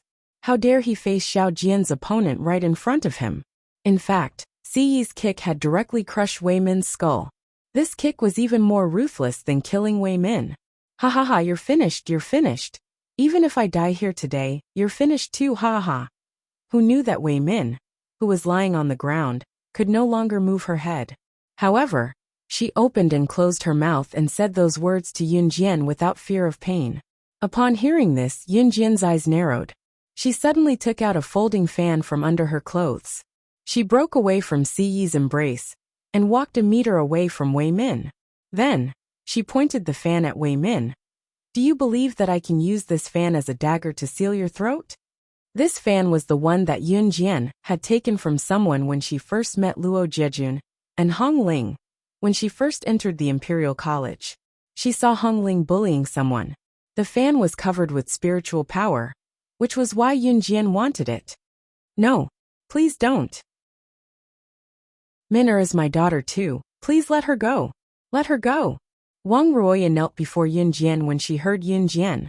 Wei Zhe and Wei Xiao begged for mercy as well. When the upper-class people who were watching the show thought that Yun Jian was a kind-hearted person, since she had brought Wei Lin back, However, Yun Jian flung the fan at Wei Min. She was going to kill her. When everyone saw this, they were so frightened that their faces changed. In spite of it, a figure in a black robe flashed by the forest at the same time the fan was thrown. Yun Jian narrowed her eyes and smirked at the sight, as if she knew that the figure would show up when the fan was thrown. Just as the sharp end of the fan was about to seal Wei Min's throat, Yun Jian was one step ahead of the black figure and caught the fan before retreating to Si Yi's side. Then, Yun Jian smirked at the black figure. You really showed up. Mysterious person. Please remember the domain name of this book. Mobile version website. Chapter 2388. That was right. From the beginning, Yun Jian had expected Wei Min to stop her here. Hence, Yun Jian had called Wei Lin to the scene. None of this was a coincidence. Revealing her identity as slaying God in front of everyone, and flinging out the fan with spiritual power, was all to lure the mysterious man out. It was worth mentioning that Yun Jian and Si Yi had planned all of this long ago. What she did not expect, however, was what Wei Min meant when she told her that she was pregnant. Yun Jian's admission to the Imperial College was also part of her plan. It was not a coincidence that she had obtained the fan with spiritual power. In other words, Yun Jian's admission to the Imperial College was to obtain this fan and lure the mysterious man out. This was because this fan was called a wooden fan. The wooden fan, the sandalwood box, and something else that Yun Jian and Si Yi were still looking for. They would be able to rule the entire deity continent and the thousands of continents. Naturally, they would be able to take down Earth easily. This was written in the records left behind by the ruler of the deity continent since the creation of the deity continent, who knew how many years ago. Hence, from the moment the mysterious man captured Yun Jian's younger brother and forced Yun Jian to exchange the sandalwood box for Xiao Yunju, the mysterious man had an ulterior motive. With these three things, he could easily rule the entire deity continent and the thousands of continents. The sandalwood box was one of them. The sandalwood box was one of them, and so was the wooden fan. Hence, the mysterious man had his eyes on it from the beginning. However, Yun Jian had gotten it first. Yun Jian had used the wooden fan just now to lure the mysterious man out. Tsk tisk. The mysterious man revealed a pair of deep pitch-black eyes and stared intently at Yun Jian. He laughed arrogantly and pulled his black robe tighter around his body. Then he stared at Yun Jian and Si Yi. So you've already set up an ambush. Today, right here, is the day you die.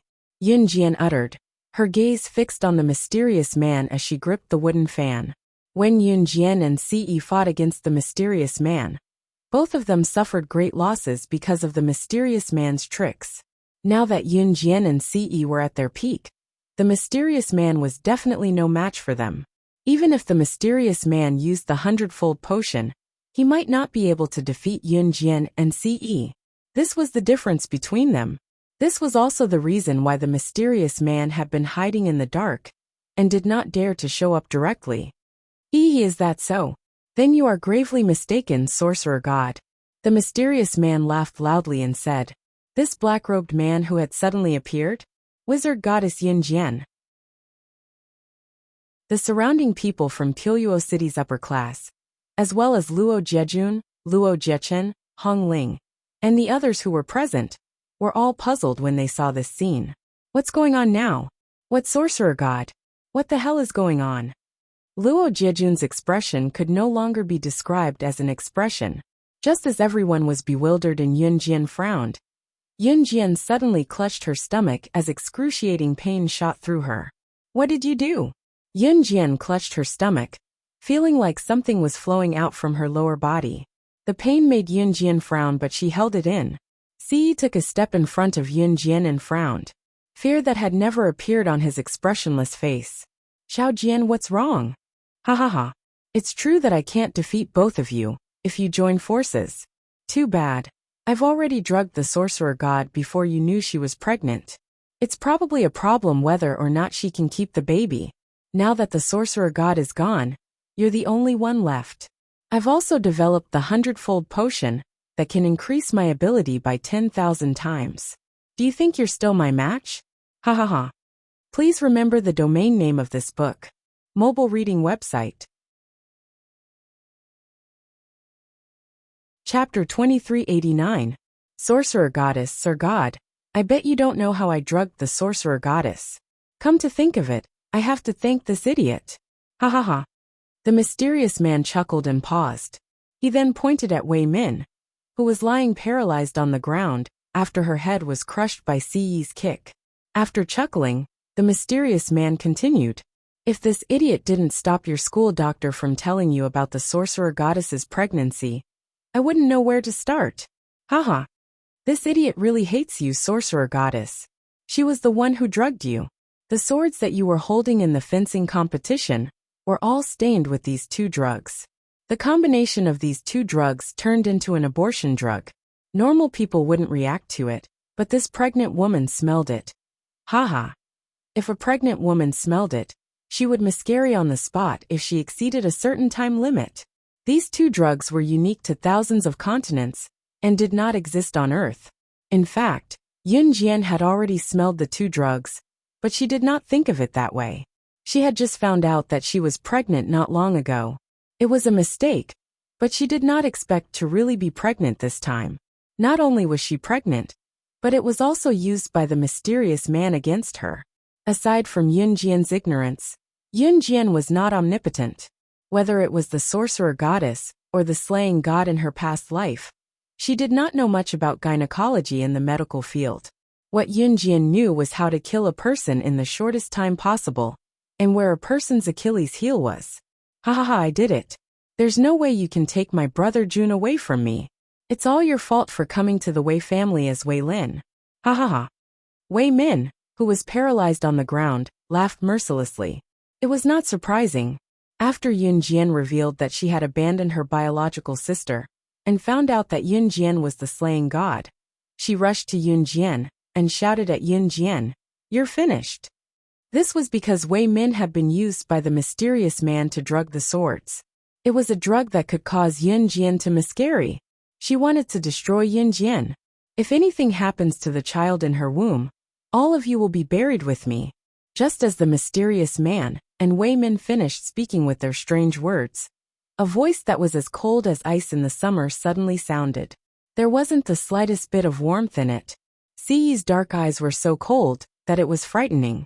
His handsome face that looked like it was sculpted, with an aura that was enough to frighten everyone present.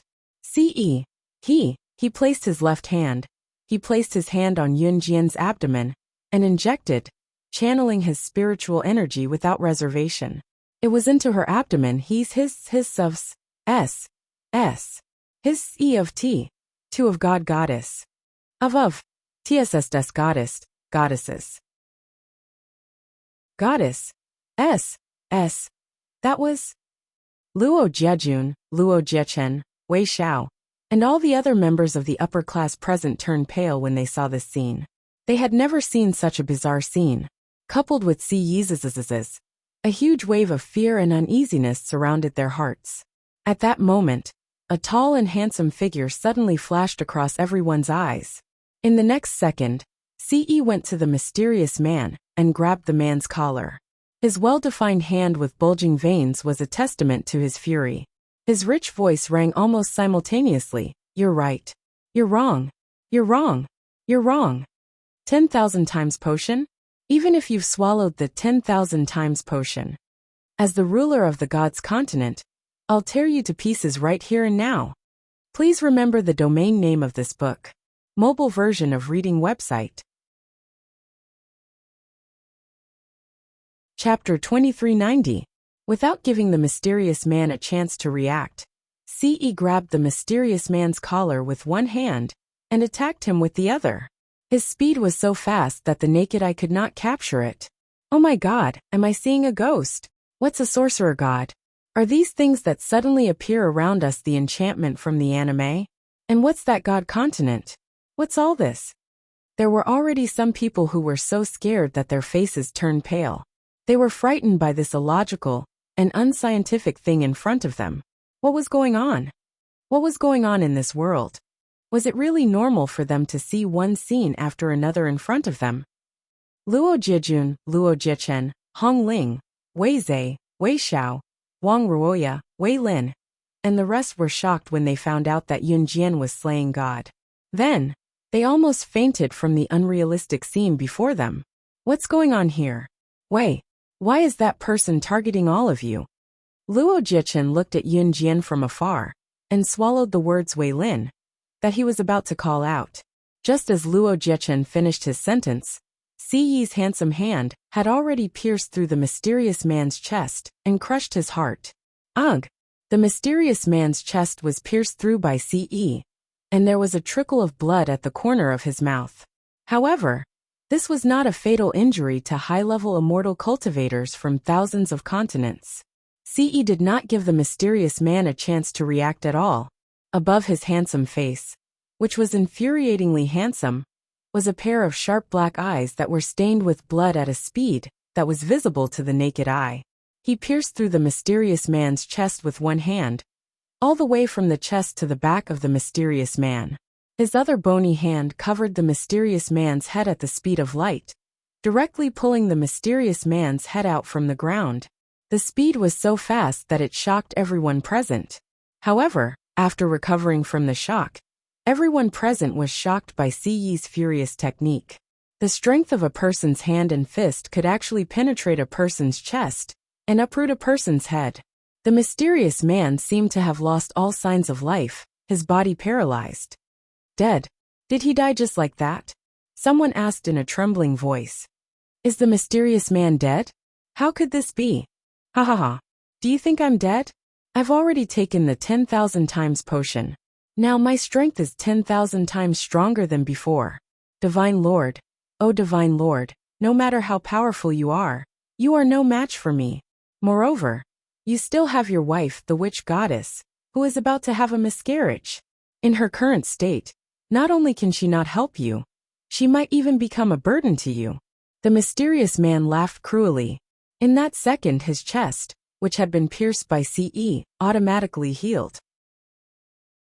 The head that had been uprooted by Si Yi automatically healed back into the neck. 10,000 times potion. Swallowing this kind of medicine was definitely a very harmful thing to the body. However, as long as he killed the Divine Lord, no one in the entire deity continent would be his match. The mysterious man retreated more than 10 meters away in a flash. His wide black robe covered his original appearance. He stretched out his hand and laughed cruelly in an extremely disgusting tone. Although I've taken the 10,000 times potion, and my strength is indeed not enough to defeat you, Divine Lord, I'll make it clear today. You, Divine Lord, will lose for sure. For a woman, you will lose for sure. Please remember the domain name of this book. Mobile version of reading website. Chapter 2391. But, if you give up the witch god, you may still have a chance to survive. So give up this woman. She's just a woman. As a senior immortal, what can you not have? She's just a woman. If she dies, so be it. As the mysterious man spoke, he started laughing. His laughter sounded as if he was remembering something that made him sad. As he laughed, a line of tears flowed down from the corners of his eyes, the only part of his body that was exposed under his black robe. As he laughed, a pair of dark eyes flowed out. Finally, the mysterious man stopped laughing. He stared at Si Yi fiercely and said, "Give up your woman. You're in a high position. What can you not have? You can have a lot of women. For a woman? Is it worth it? If it weren't for a woman, would I have fallen to this point?" Yun Jian blinked from afar when she heard the frenzied words. Yun Jian covered her stomach. Although Si Yi had injected a strong spiritual power into her, the piercing pain only eased a little. If she were an ordinary woman, she would have fainted. Although Luo Jiejun, Luo Jiechen, and the others who were standing around did not understand the mysterious man's strange words, such as witch god and senior immortal, they were not stupid. The mysterious man meant that as long as Si Yi gave up on Yun Jian, he would have a chance to survive. From this, it was not difficult to tell that except for the mysterious man himself, this place was surrounded by his subordinates. As long as the mysterious man gave the order, his subordinates would attack Yun Jian. Si Yi was fighting against the mysterious man who had taken the 10,000 times potion, so he could not spare time to save Yunjian. The mysterious man's subordinates would attack Yunjian immediately. In everyone's opinion, Yunjian must have no strength to fight back at this moment. The severe pain was enough to kill a living person. Yunjian was already very good that she could stay awake and not fall down. If Yunjian hadn't been pregnant, and he hadn't attacked Yunjian, with Yunjian's strength, she would have been beaten by the mysterious man. At this moment, the mysterious man had also seen this point, so he had arranged this plan. If Ce gave up on Yunjian, then with Ce's strength, it would be easy for him to escape safely.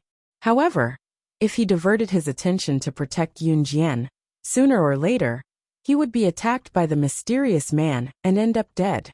Sinister. It was too sinister. Even Luo Jejun and the others had realized this. Luo Jejun couldn't help but think that if he were in Ce's shoes, he would probably hesitate to give up on Yunjian. However, just when Luo Jejun and everyone present thought that Ce would give up on Yunjian, or even if he didn't give up, he would hesitate for a few seconds before replying to the mysterious man. Ce didn't even frown for a second before his mellow voice rang out firmly. For her, it's worth it. There are indeed many women in this world, but in my eyes, she's the only one who can be called my woman. Ce didn't even hesitate for a second. After the mysterious man finished his words, he suddenly responded.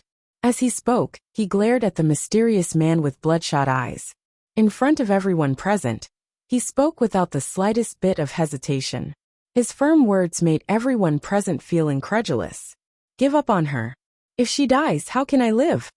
Please remember the domain name of this book. Mobile version of reading website.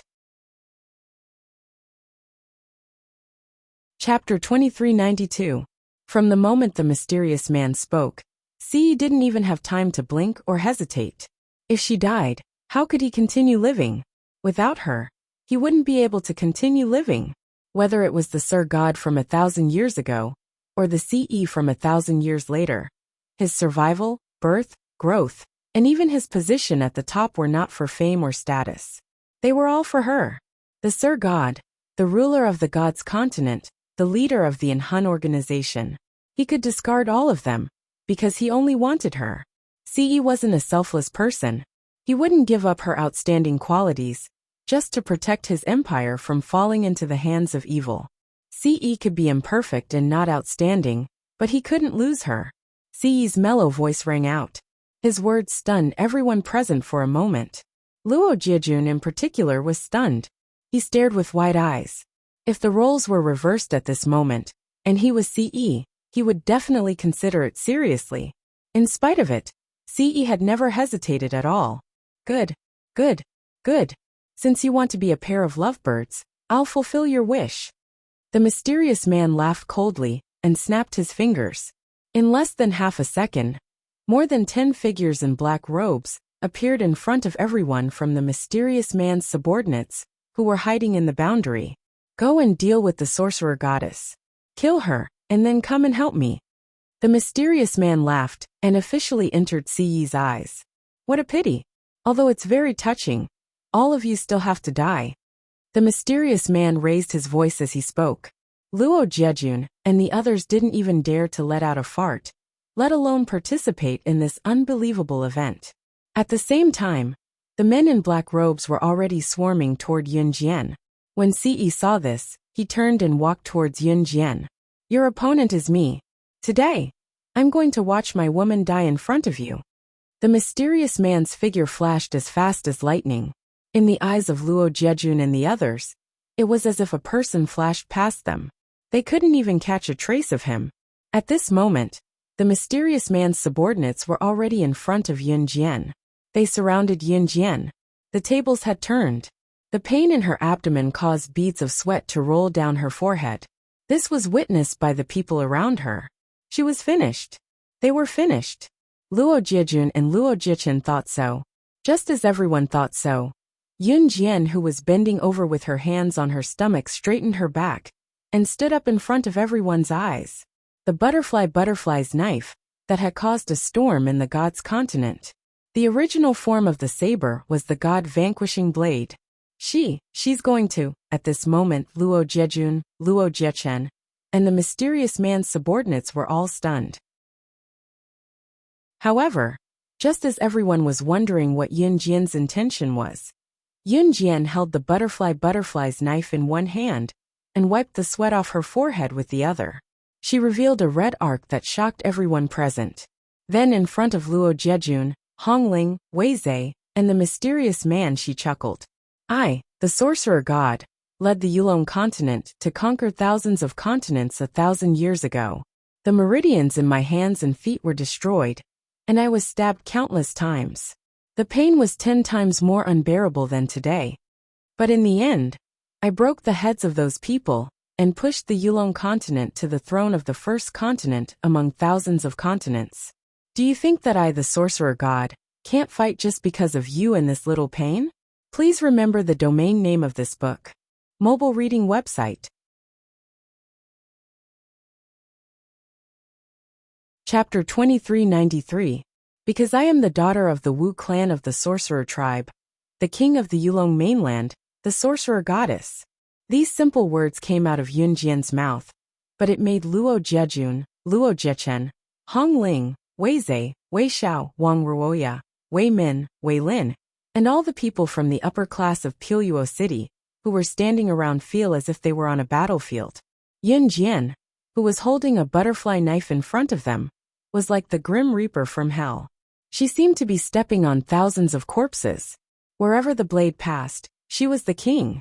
A young girl who seemed to be in her teens, in front of everyone present, when everyone thought that she would definitely not be able to hold on, actually straightened her back, held the blade in her hand, and fought against the four sides. Everyone was completely stunned at the same time. Imagine if they were to switch roles and become Yun Jian. They would probably not even be able to stand straight under the intense pain from their abdomens. At this moment, Luo Jejun and the dozens of people present all held their breaths. Even Wei Min, who was paralyzed on the ground after her head was smashed by Si Yi's kick, took a deep breath when she heard the sound. Seeing this, the mysterious man's eyes were fixed on her fiercely, and there was a flash of astonishment in his eyes. Ha ha ha! You are indeed the sorcerer goddess, the god of war who was once popular on thousands of continents, and made all the strong people on thousands of continents tremble in fear. You are indeed very powerful. But it's a pity that I only have one bottle of the 10,000-fold potion, and I have already used it myself. However, the 100-fold potion is in the hands of my dozens of subordinates. Each of them has one bottle. When the mysterious man said this, Luo Jejun and the others, who were already dumbfounded, were shocked again. Although this was the first time Luo Jejun and the others had heard of the Yulong mainland, the sorcerer goddess, and the divine emperor, these series of things were completely unrealistic and did not exist on Earth. However, after listening to the mysterious man for so long, they could more or less understand some of the ambiguous words. For example, the 10,000-fold potion and the 100-fold potion. Moreover, the mysterious man had previously mentioned that the 10,000-fold potion was a potion that could increase his strength by 10,000 times. Then, as the name suggested, the 100-fold potion could naturally increase one's strength by 100 times. It was really too sinister. He was too calculative. In Yun Jian's current state, her physical strength would be affected more or less, and the mysterious man had all his subordinates take the 100-fold potion. Then Yun Jian, wouldn't she be done for then? At this moment, even Luo Jejun and the others could not help but feel panic and fear from the bottom of their hearts after hearing the mysterious man's words. Then what about Yun Jian? With Luo Jejun taking the lead, the group of dozens of people turned to look at Yun Jian. Luo Jejun and the others thought that they would see shock, seriousness, and fear on Yun Jian's face. However, Luo Jejun and the others found that not only did Yun Jian not show any signs of fear, but she also did not show any signs of fear. On the contrary, in front of everyone present, she tore off a few layers of clothing from her clothes and tied a tight knot around her abdomen. If one's finger accidentally pierced into a thorn, under normal circumstances, pinching the tip of one's finger when pulling out the thorn could relieve the pain. This was the same logic as what Yunjian had done. However, no one present had thought of this at this moment. It was only when they saw Yunjian tightening the bandage-like layers of clothing around her abdomen that they came back to their senses and made the connection. However, at this moment, they saw Yunjian skillfully tying the bandage around her abdomen and holding the god-vanquishing blade in her hand. She looked fearlessly at the mysterious man's subordinates who had taken the 100-fold potion in front of her. Her aura did not diminish at all. At that moment, from Yunjian's actions, Luo Jiejun, Luo Jiechen, and the rest seemed to see the slaying god in Yunjian's eyes when she was at her peak, the one who terrorized countless international bosses. Please remember the domain name of this book. Mobile version of reading website. Chapter 2394. Page 1/1. Just as Luo Jiejun, Luo Jiechen, Hong Ling and the rest were so shocked by Yunjian's actions that they forgot where they were, a cold snort sounded out. A mysterious man in a black robe, with only a pair of deep, dark eyes exposed. He was dressed in a black robe, and the black robe covered his entire body. What are you waiting for? Send the witch god on his way, the mysterious man bellowed, as he charged towards Siyi's attack. At this moment, the black-robed men obeyed the order and charged towards Yunjian. She possessed a physique that thousands of continents could only dream of. Any immortal cultivator who came within 3 meters of her would lose all their spiritual energy instantly. However, not long ago, Yunjian knew that the mysterious man had developed a potion that could resist her special body constitution. Putting everything else aside, the mysterious man might not be as capable as Ce and Yunjian, but the way he came up with the potion and the dirty tricks he pulled were enough to prove that he was a formidable character. Back in the real world, the black-robed men surrounded Yunjian and attacked Yunjian from different angles. This attack caused Luo Jiejun and the rest to turn pale. This was basically forcing Yunjian into a dead end.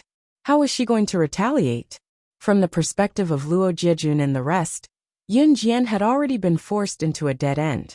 However, it was obvious that their worries were unnecessary. Yunjian channeled her spiritual energy into the god-slaying blade. She held the god-slaying blade in one hand and placed the other gently in front of her abdomen as she stood there motionless. Don't tell me she doesn't know how to fight back. At this moment, someone suddenly spoke up. If it was in the past, Hong Ling, who was standing beside Luo Jiejun, would have said something like, "June, you're the best. I think she can't hold on any longer, so I'll go help her." Moreover, the words that came out of their mouths were lazy. It was as if they were winners in life and could turn any situation around as long as they made a move. However, at this moment, even if Hong Ling did say so, Luo Jiejun would not dare to get involved in this mess, let alone whether Hong Ling would dare to exaggerate. Just when everyone was wondering how Yunjian was going to deal with them, Yunjian turned sideways and stabbed her blade into the head of a black-robed man. She did not give anyone a chance to react as she turned around. The 3 black-robed men in the rear had already launched an attack on Yunjian. With a swift turn, Yunjian evaded the 3 black-robed men's aggressive attacks. At the same time, she went behind one of the black-robed men and stabbed the man's back where his heart was from his back. The god-vanquishing blade. As long as one was stabbed by the god-vanquishing blade, the black-robed man's soul would be destroyed on the spot. Yunjian killed 2 of the black-robed men in one move. This made the rest of the black-robed men pause, and they didn't dare to step forward for a moment. The first 2 black-robed men that Yunjian killed were the weakest among the group of black-robed men. However, just as Yunjian was about to kill the 3rd black-robed man, she felt a huge pain in her abdomen. She gripped her butterfly knife tightly and did not even frown. She did not leave any loopholes for the black-robed men. If she left any loopholes, she would be sending herself to eternal damnation. On the other side, Ce attacked the mysterious man expressionlessly. The mysterious man kept defending. Rather than defending, it was more accurate to say that Ce stabbed her hand into the mysterious man's internal organs. The mysterious man immediately healed and couldn't be killed. Just as the mysterious man's hands, arms, and head were about to be healed by CE again. It's time to end this boring game. Senior Immortal, prepare to die. The mysterious man had just finished speaking, and was about to heal his hands, arms, and head. Is that so? A cold voice sounded. CE's black eyes were bloodshot, and his voice was so cold that it made people tremble. His voice was so cold that it made people tremble. In the next second he reached out and grabbed at the air. The organ that belonged to the mysterious man, which could have healed after being plucked out, was crushed in front of everyone's eyes, and turned into a pool of blood. No. How is this possible? The mysterious man's sharp voice sounded. He couldn't heal his wounds, and his body was crushed by CE's hand. However, before the mysterious man's voice fell, CE's ruthless and cold voice sounded again. At the same time, he gathered the powerful spiritual energy that he had accumulated throughout his life, and attacked the mysterious man one last time. If you had attacked me from the beginning, you would still be fine. However, you attacked her, so you must die. Translator, Atlas Studios Editor, Atlas Studios. Chapter 2395. Translator, Endless Fantasy Translation Editor, Endless Fantasy Translation Translator, Endless Fantasy Translation Editor, Endless Fantasy Translation Translator, Endless Fantasy Translation Editor, Endless Fantasy Translation. If the mysterious man had only targeted CE, CE would not have cared if the mysterious man was dead or alive. But of all things, he shouldn't have touched his woman. Ah, you, Sir God, you were hiding your strength. The mysterious man's head and hands were crushed by CE, leaving only his body and legs. He screamed at CE from the depths of his soul. Although the mysterious man's head was no longer there, he could still speak. This was because when a high-level cultivator's strength reached a certain level, even if his body was destroyed, his soul would still be there, and he would not be considered dead. 1,000 years ago, Yun Jian, who was the sorcerer god, was killed by the mysterious man. Both his body and soul were destroyed, and his soul should have been destroyed. Therefore, even though the mysterious man's body was destroyed by CE, his soul could still scream. As long as a high-level cultivator's soul was not destroyed, he would at most be severely injured if his body was destroyed. When he found a new body, he could still be revived. However, it was not that easy to kill the soul of a high-level cultivator. Of course, to CE, it was not difficult to destroy the soul of a high-level cultivator. Die. CE, on the other hand, channeled the powerful spiritual force he had accumulated throughout his life to a single point, his cold gaze devoid of color. Just as CE was about to launch the final attack on the mysterious man, and destroy his soul completely, so that the mysterious man could not be revived. Activate self-destruction. Self-destruction. Self-destruction. Haha. Even if I die, the sorcerer god will die with me. The mysterious man ordered the remaining 3 black-robed men, with a whistle that came from the depths of his soul. In the blink of an eye, only 3 of the black-robed men were left. The sorcerer god, who had led the Yulong continent from the lowest continent to the top, was not simple at all. However, the mysterious man still had a trick up his sleeve. The 3 black-robed men accepted the order. Like 3 puppets, the 3 of them poured all of their spiritual energy into their hearts. In just a few seconds, they detonated their dantian. Every immortal cultivator of the myriad of continents had a fatal trump card. By injecting all of one's spiritual energy into one's heart and detonating one's dantian, one would be able to generate energy from the depths of one's soul to self-destruct. In other words, it would explode on the spot. The 3 black-robed men had self-detonated right next to Yun Jian. Even if the explosion did not kill Yun Jian, the child in Yun Jian's womb would not survive. Seeing this, CE didn't even think about it. She immediately retracted the spiritual energy she had gathered at one point to launch the final attack on the mysterious man. She then rushed towards Yun Jian. In a flash, CE appeared in front of Yun Jian and wrapped her arms around Yun Jian's slender waist. Without any hesitation, she wrapped her arms around Yun Jian's abdomen and carefully supported Yun Jian as she flashed more than 10 meters away. This process did not take more than 3 seconds. Boom, boom, boom. 3 seconds later, an earth-shattering sound was heard. The three black-robed men exploded on the spot and turned into a pool of blood. Ah! The mysterious man peeled off his physical body on the spot and screamed in agony. Using a bit of spiritual energy, his soul abandoned his physical body and fled the place in a wretched state. The three black-robed men's self-detonation left no survivors in their wake. Luo Jiejun and the others were implicated in the explosion and died horribly, where they were just now. Other than Yun Jian, who was protected by Siyi's firm chest without losing a single strand of hair, everyone else was a bloody mess. Siyi used his back to withstand the pressure of the three black-robed men's self-detonation on Yun Jian. When everything returned to silence, Yun Jian squirmed out of Siyi's embrace. Xiao Jian, are you okay? Siyi wrapped his arms around Yun Jian to check if she was injured. He breathed a sigh of relief when he saw that Yun Jian was unharmed. You're hurt. Yun Jian's heart clenched when she looked up and saw a trail of blood at the corner of his lips under his handsome face.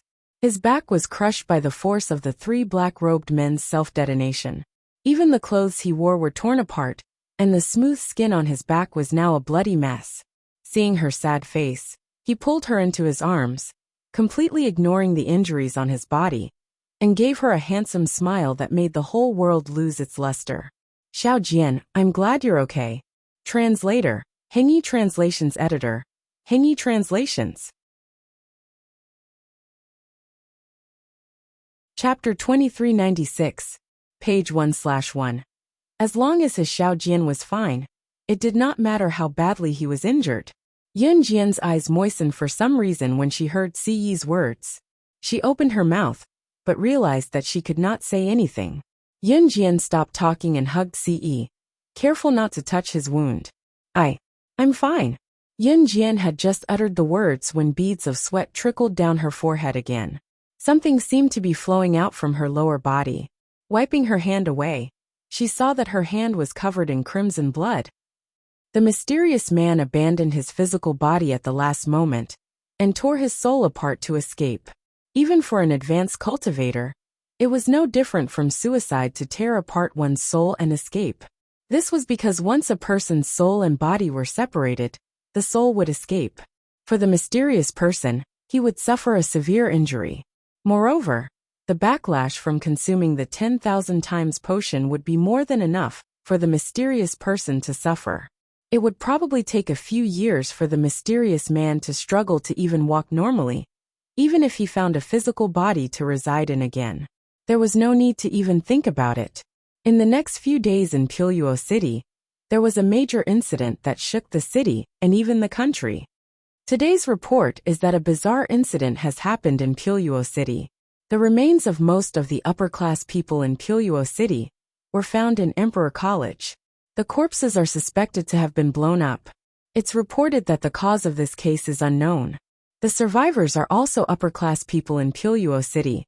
It's said that after the incident, they kept their mouths shut when the police questioned them about the case. It's suspected that they were scared out of their wits. The police are still investigating the case. Please stay tuned to China Central News broadcast. We'll be broadcasting the latest news as soon as possible. In a shopping mall that sold electrical appliances in Piluo City, the televisions displayed on the counters were broadcasting the latest news. In the kosher mercenaries far away in country Snake, Lizard was sitting on the sofa in the lobby of the kosher mercenaries, staring at the television in front of her as she watched the same news. It had already been 3 months since the incident that day. Thud, thud, thud. A tall and muscular figure came through the door. For the first time, Lizard stood up anxiously and looked at Tiger, Leopard, who walked in from outside the door asking, "Have you found it?"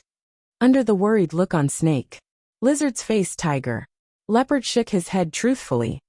"I didn't find anything on my side." After saying that, the Tiger Leopard saw that the Lizard's face had obviously darkened.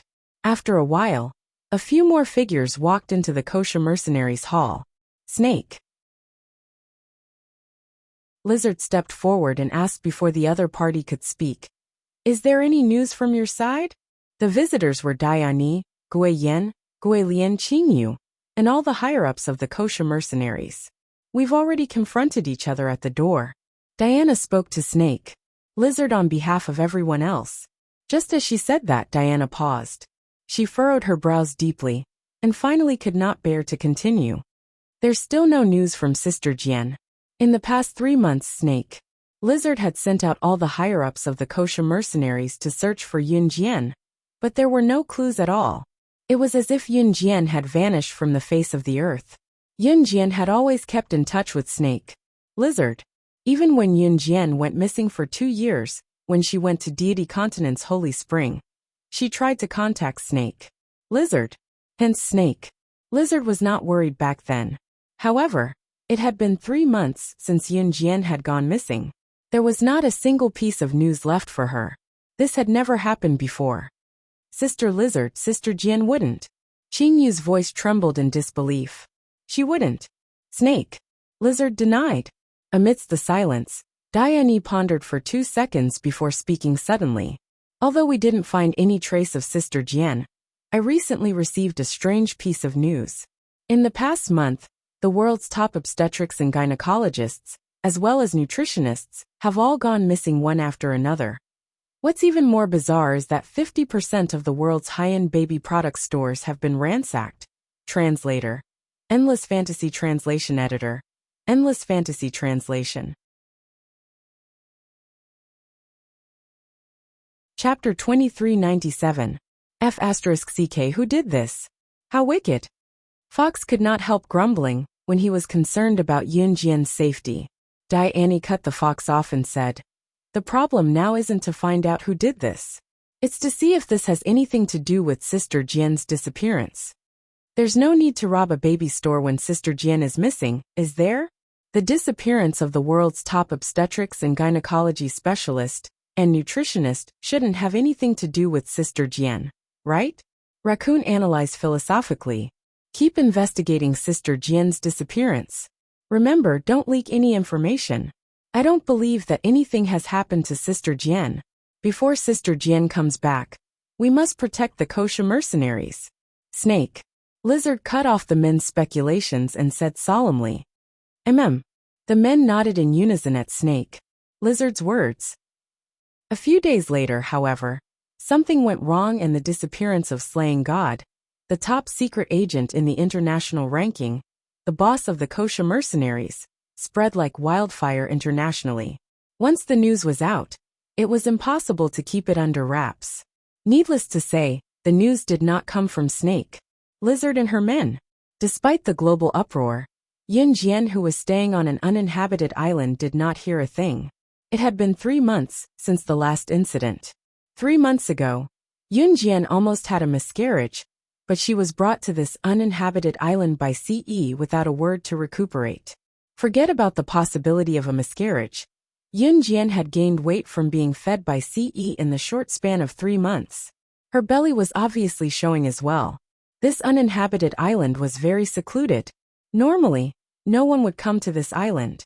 At the same time, Yun Jian was sunbathing under the sun. CE, on the other hand, sat beside Yun Jian and kept his hand on Yun Jian's stomach, caressing it softly every once in a while, and leaning his ear against it to listen to the movements in her stomach. Until the arrival of Morrison. "Young master, 10 years' worth of premium baby products and clothes for 1 to 10 years old have been prepared," Mo's son told CE with a smirk, maintaining his solemn demeanor. "Yes." CE nodded and tousled Yun Jian's hair, asking Yun Jian in an indulgent voice, "Xiao Jian, are you hungry?" Yun Jian realized that CE's favorite question was, "Are you hungry?" After asking her if she was hungry, he asked if the baby in her stomach was hungry. "I'm not hungry." Yun Jian pursed her lips and said, "Are you hungry?" As expected, CE immediately asked. Cough cough. The questions came one after another. Even Mo's son, who was standing at the side, had calluses on his ears. After all, for Mo's son, who was still a virgin, this topic was too ambiguous. "Young master, I'll take my leave first. Have a good time with young madam. Contact me anytime if you need anything." Morrison slipped away after that. Time passed quickly. In the blink of an eye, it had been almost a year since the incident. Many things happened in this one year. For example, Qin Yiru and Gu Yunjian's child was born. It was a chubby boy named Gu Xing, implying that they wished him happiness and peace for the rest of his life. On the 1-month anniversary of Qin Yiru and Gu Yunjian's child's birth, Qin Yiru and Gu Junjian held a banquet and invited their friends and family. Although Yunjian and Ce were not there, Qin Yiru was not surprised. Shuang, Morrison, Adam, and even Lin Wei were there. Of course, Si Luo, Luo Mei Lan Su, and Yi Ling were there too. Please remember the domain name of this book. Mobile version of reading website. Chapter 2398. Gu Xing's birth made Qin Yiru feel more like a mature woman. It was not like how she used to look 20 years older than her actual age due to overwork. Instead, she had the charm of a woman in her 40s. Yunjian and Yun Yi were Qin Yiru's flesh and blood. Gu Xing was Qin Yiru's flesh and blood too. As for Xiao Yunju, Duan Li Duanya, and the rest of the Gu Xian, Qin Yiru treated them the same. There was nothing wrong with that. That night, because everyone was in high spirits, they drank more than usual. Especially the innocent Si Luo, who was led by Qin Yu to drink. Shuang was not around at the moment. Aya, what are you afraid of? Drink, drink. We won't rest until we're drunk. Qin Yu was so happy that she hugged Si Luo's shoulder and drank in big gulps, even asking Si Luo to drink with her. After meeting with An Hun, Qin Yu was informed that Yin Jian was safe and sound. At the same time, the Kosha mercenaries were informed as well. Everything had returned to its peaceful and beautiful starting point. Sister Qin Yu, I really shouldn't drink anymore. They say that drinking makes things worse. Sister Qin Yu shouldn't drink too. Si Luo blinked his large eyes, wanting to snatch the bottle of wine that Qin Yu was drinking from. Aya, drink, drink. Little Luo, are you afraid of that one at home? Don't be afraid, I'll protect you. Drink as much as you want. Qin Yu's bold look moved Si Luo. Alright, I'll take a sip then. Si Luo, who was extremely innocent, was very curious about wine. After the first sip, Si Luo closed his eyes from the bitterness of the wine. His brows and cheeks scrunched up tightly. It's so bitter. Si Luo could not stand the bitterness at all. He stuck out his tongue and complained to Qin Yu. It won't be bitter after a few more sips. It's delicious. Listen to me. Come, cheers. Qin Yu clinked her glass with Si Luo's. After a while, Si Luo drank quite a bit. By the time Luo Berry found Si Luo, he was already drunk. I can drink, I want more. Si Luo was holding a wine glass in a drunken stupor as he tried to pour more wine. You can't drink anymore, Sister Qin Yu. How could you let Luo drink so much? Luo Mei looked at Qin Yu and reprimanded her softly. Qin Yu, who was sitting in front of them, raised a small wine glass in her hand and poured herself a small cup of wine. She took a sip and grinned at Luo Mei. Drinking will spoil things. I'm trying to be a matchmaker. Little girl, you wouldn't understand. Actually, Qin Yu was about the same age as Luo Bailey, but her tone made Luo Bailey think that Qin Yu was a very old elder sister. When Shuang entered the room, the scene he saw was, Ha! Ha! I want to drink more. Don't take my wine glass, I still want to drink. Give me back my wine glass. Si Luo's cheeks were red as he grabbed the wine glass in Luo Berry's hand and refused to let go as he spoke. She was giving him wine. Shuang was about to explode when he saw this.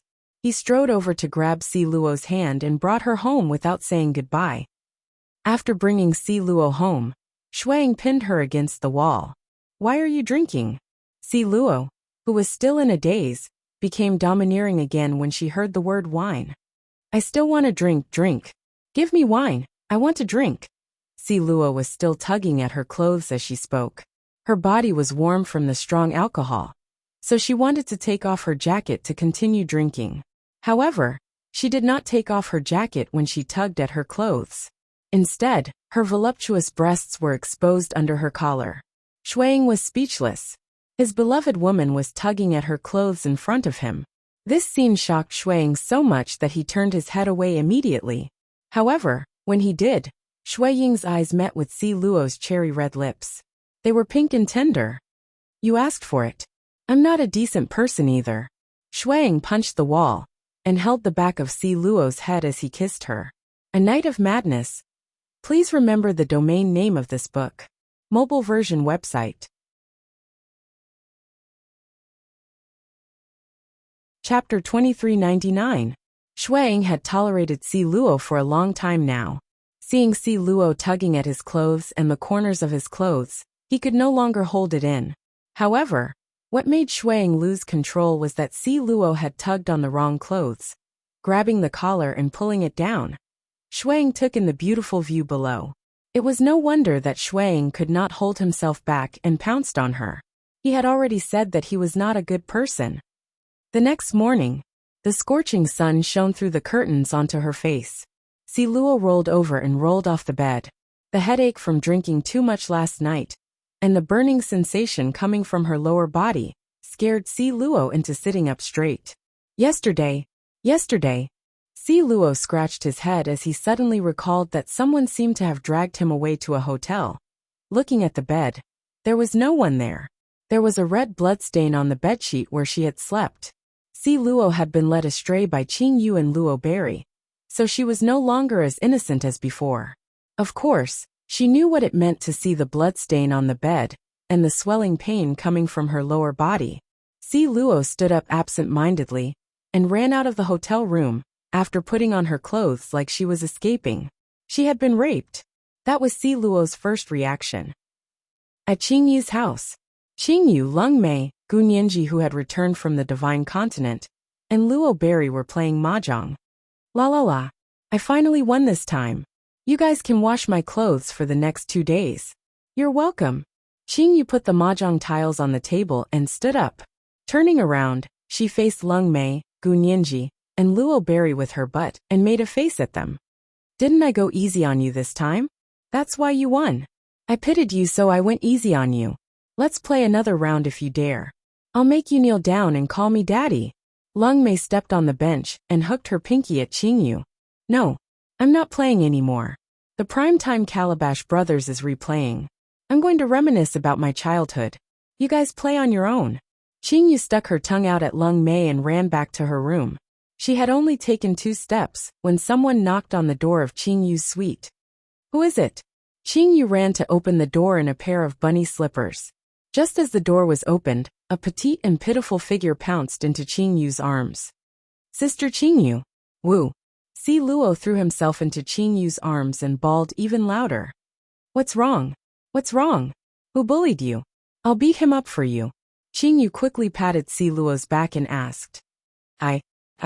Yesterday Si Luo sobbed. She had been raped. He didn't even know who the other party was. But how could she have the nerve to say such words? It's fine. Tell me, I'll make the decision for you. If any man dares to bully you, I'll castrate him. Qing Yu flexed her muscles. Sob. I was raped. Si Luo really said it out loud. She cried even harder as she spoke.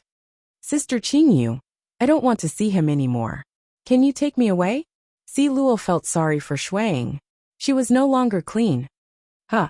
Qing Yu was confused. However, just as Si Luo finished speaking, someone grabbed her hand and Shui Ying's face enlarged in front of Si Luo in the next second. Si Luo was shocked to see Shui Ying, but she started crying even harder. Sob, go. Go. Go. She had let him down. Sob, sob, sob. Just as Si Luo was crying herself out of breath, Shui Ying appeared. Please remember the domain name of this book. .com. Wonderful book mobile version website. .com. Chapter 2400. Si Luo was being forcefully embraced by Shui Ying, but she froze when she heard Shui Ying's words. Little girl, who told you to be so dishonest and seduce me when you were drunk? How can you blame me for that? Shui Ying thought that Si Luo was no longer upset after knowing that it was him who did it last night. Moreover, Shui Ying said it so righteously, as if he was the one who forced Si Luo. Who would have thought that Si Luo would sob loudly after 2 seconds of silence when she heard Shui Ying's words? She even slapped Shui Ying's shoulder and shouted, Go away! Go away! I don't want to see you again. Shui Ying was speechless. What was going on? He knew from Qing Yu that his Luo Luo had feelings for him too. He had only made his move a little earlier yesterday. So why was she unhappy when she heard that it was him? Shuang was stunned but quickly recovered. He pulled Si Luo into his arms again. Alright, don't be angry anymore. I admit that I took advantage of you yesterday. He was halfway through his sentence when a mop came flying at Shuang. Shui Ying's gaze sharpened as he hugged Si Luo's slim waist and dodged to the side, dodging the mop that Qing Yu had thrown at him. F***CK, what are you doing? Shuang could speak warmly and gently to Si Luo, but he wasn't so friendly to anyone else. Shui Ying's words came out of his throat when he saw that it was Qing Yu who had attacked him. Coupled with the thick and deep scar on Shui Ying's neck, Shui Ying's appearance earlier was rather frightening. However, Qing Yu was not afraid. She pulled Si Luo from Shui Ying's arms and glared at him murderously while holding the mop. She shouted back at him, "Call me your grandfather. You can come and take my little Luo Luo away after you reflect on your mistakes. Otherwise, don't even think about entering my house." Qing Yu did not care about how dark Shui Ying's face was as she slammed the door shut with a loud bang. The sound was so loud that the neighbors next door jumped. She even locked the door after closing it. Shuang was afraid that Si Luo would cry, so he did not forcefully pull him back. If Si Luo cried, it meant that he was really wrong. Qing Yu might be right. But where did he go wrong? Shuang flicked his short hair. Since he couldn't figure it out, he decided not to think about it anymore. He scratched his head and heard Si Luo's cries coming from the room. He didn't dare to open the door for fear that Si Luo would cry even harder. Shuang turned around and left. Rushing to Gu Yunjian's house, Shuang told Gu Junjian and Qin Yiru everything that had happened yesterday and asked them what had happened to Si Luo. After all, only Gu Junjian and Qin Yiru had more experience here. Unexpectedly, after Gu Junjian and Qin Yiru heard Shui Ying's words, Qin Yiru laughed crisply.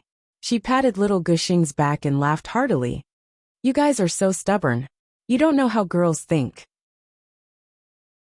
Look at you. Auntie, don't keep me in suspense." Shuang asked anxiously. Qin Yiru pulled little Gu Xing's short legs forward and stopped keeping him in suspense. "You guys are so good. Girls care a lot about their first time. But you took advantage of her when she was drunk last night, and she lost her first time in a daze. This means that she lost a beautiful memory in her life. How could she care about you?" Qin Yiru's words stunned Shuang. He had not thought of that. Therefore, Shuang bid farewell to Gu Junjian and Qin Yiru and rushed to Qing Yu's house. What an idiot in love. Qin Yiru could not help but shake her head and complain as she watched Shuang leave with his long legs. "Weren't you also an idiot in love before you married me?" Gu Junjian reached out to scratch Qin Yiru's nose and said with a smile. "How is that the same?" Qin Yiru held little Gu Xing's, but gently grabbed her hand to gesture at Gu Junjian. Gu Junjian laughed heartily again. Ring ring ring. Just as Gu Junjian was laughing heartily, an urgent ringtone suddenly rang. After picking up the call and chatting for a while, Gu Yunjian's brows that were still laughing earlier calmed down slightly. He turned to look at Qin Yiru and said to Qin Yiru, "I'm going out in the afternoon. Wait for me at home."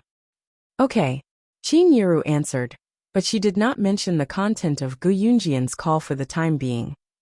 In a certain tea house, in an empty private room, Gu Junjian sat at a large table. Gu Junjian only raised his head when the lights flashed and 6 shadows covered the light in front of him.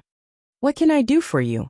The people who came were none other than Chu Ning, Chu Xiangnan, Jiang Weiwei, Lu Shiyan, Fang Xiaoran, and the 6 members of Hongfan Monarch Squad.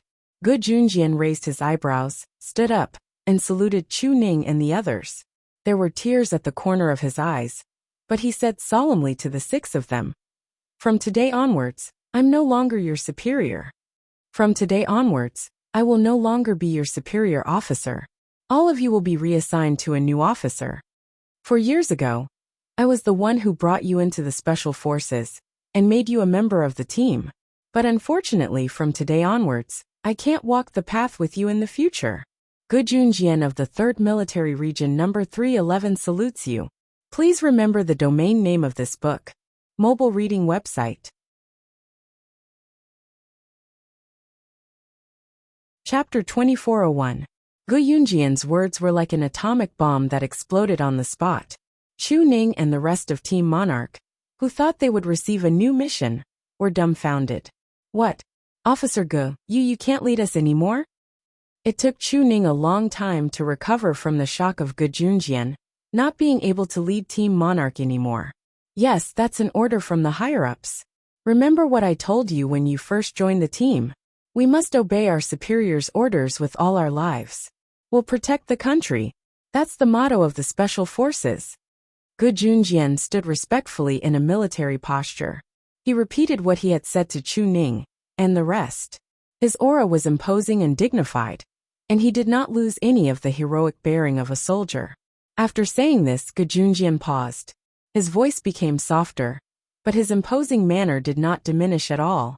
This is also my last request to you as your superior officer. Although the words that came out of Gu Yunjian's mouth were extremely solemn and serious, Chu Ning and the others instantly felt tears welling up in their eyes when they heard those words. Gu Junjian had received a call not long ago that he would be retiring from the Special Forces. Unlike other armies, Gu Junjian was not young anymore. In another 2 years' time, he would be nearing his 50s. In this regard, the country gave its soldiers the best treatment. After retiring, Gu Junjian would still be able to receive an extremely high pension. However, Gu Junjian had been in the military for decades. His feelings for this position were no longer just a job for his livelihood. It was a responsibility, an obligation that could not be forsaken. An honor. Team Monarch, listen up. Just as Chu Ning, Chu Xiangnan, and the rest were speechless from Gu Yunjian's words, Lu Shiyin, the captain of Team Monarch, suddenly shouted. At that, the 5 members of Team Monarch, excluding Lu Shiyin, stood in their military stance and looked at Gu Junjian. Salute to our officer Gu. After saying that, Lu Shiyin took the lead to hold back the tears in his eyes and saluted Gu Junjian. All good things must come to an end, and there is no perfect ending in life. For example, Gu Yunjian's retirement was a good thing for Gu Junjian, but it was also a pity. The retired Gu Junjian could enjoy the rest of his life with his pension, but unfortunately, he had to leave the army that he had spent half his life in. A few days had passed since that incident, and Si Luo had already forgiven Shuang. Shuang took the risk of being beaten up by Lin Wei, Adam, and Emo Sun to leave his position in Anhun and take Si Luo on a holiday. At this moment in Qingyu's house. Hey you guys, all of you are in pairs. I'm the only one who's alone. In the future, don't show off in front of me for no reason. Otherwise I will. Gu Nianji was holding an electric mosquito swatter. She swung it a few times and gestured at Qingyu, Lungmei and Luomei. What will you do? Qingyu bumped her fists and glanced at Gu Nianji fiercely. I'll go outside and let you guys have the room. Gu Nianji was deflated. She pouted and twisted her body to admit defeat. Look at you. Qingyu glanced at Gu Nianji in disdain. Just as Gu Nianji curled up like a deflated balloon on the sofa, the doorbell suddenly rang from outside the door. I'll go open the door. Luomei ran to open the door diligently. Lan Su had left the child with Adam this afternoon, saying that she wanted to go out and play with them. Luomei was excited. The moment she opened the door, it was not Lan Su in plain clothes that greeted her, but a clean and handsome young man. God, Li Nong. Seeing that it was an unfamiliar girl who opened the door, Li Nong smiled politely and asked directly, Hello. May I know if Gu Nianji lives here? Please remember the domain name of this book. Mobile reading website. Chapter 2402. Page 1/1. Time passed quickly and 3 months had passed in the blink of an eye. Today was Yun Jian's disappearance, since the incident in Puluo City. It had been 7 months. Other than the kosher mercenaries and Anhun, everyone else in this world thought that Yun Jian had disappeared or died in the incident in Puluo City. Although Yun Jian was nowhere to be seen, the police found a student ID at the scene. The 2-inch photo on the student ID card was a girl's face that was stunningly beautiful without makeup. Yun Jian's name was written on the side of the ID card. Under the school's name was Rivertown University of Electronic Science and Technology of China. Moreover, Yun Jian from the University of Technology of Rivertown had withdrawn from school and went missing. Everyone thought that Yun Jian had gone to the Royal Academy and died at the scene together with the person who died in the incident. The incident was initially kept under wraps, so the 6 members of Team Monarch did not know about it. At the same time, the 6 members of Team Monarch met with their new commanding officer. The new commanding officer was called Lu Cheng. Lu Cheng was an advanced Special Forces soldier who was transferred back from overseas. In this era, scientists and graduate students who were transferred back from overseas sounded very impressive. Of course, some of them would be proud of being students who returned from overseas, while others kept a low profile and were unknown to the public. Lu Cheng, on the other hand, was a very high-profile and boastful person. Before returning to his country, Lu Cheng had always been working for other countries, and he had no intention of returning to his country. In the end, he had no choice but to return to his country to continue his career overseas. Lu Cheng had been in the Air Force overseas before joining the Special Forces training program. He was recruited into the Interpol and sent to the Special Forces training base for 10 years of secret training. He refused to return to his country after completing his training and stayed in Country M instead. He participated in countless anti-terrorist operations and received various awards. This caused Lu Cheng to be arrogant and even looked down on the Special Forces soldiers trained by his country. When he saw Chu Ning and the others, Lu Cheng frowned. He then glanced at Chu Ning and the others with an indifferent expression. "I heard you're from Team Monarch." "Yes, Officer Lu." Captain Lu Shiyan answered on behalf of Team Monarch. "Call me Officer Lu in the future. Don't forget it." Lu Cheng suddenly shouted. The 6 members of Team Monarch called out again obediently. Lu Cheng nodded in satisfaction, then said, "I don't know how your previous officers trained you, but you must remember that in the future, all of your combat methods must follow my instructions. So please forget all your previous battle plans. You're not allowed to make the slightest mistake here. Otherwise you can pack up and leave. Do you hear me?" Lu Cheng was an advanced Special Forces soldier who had returned from overseas. His capabilities were impressive, and his military rank was higher than Gu Yunjian's. On this point, Lu Cheng's sense of superiority was already very obvious. "Yes, sir." The 6 members of Team Monarch could only respond to Lu Cheng. "Also, I've brought back 2 teams of Special Forces soldiers who are similar to your age from overseas. Since you're still young, all 3 teams will fight side by side in the future. I'll send you to complete missions that aren't difficult. Also, Team Monarch's capabilities should be the weakest among the 3 teams. I hope you'll work harder in the future. The other 2 teams graduated from top international Special Forces schools while you're just students studying in domestic military schools. I hope you know who's stronger and who's weaker." Top reading website, M.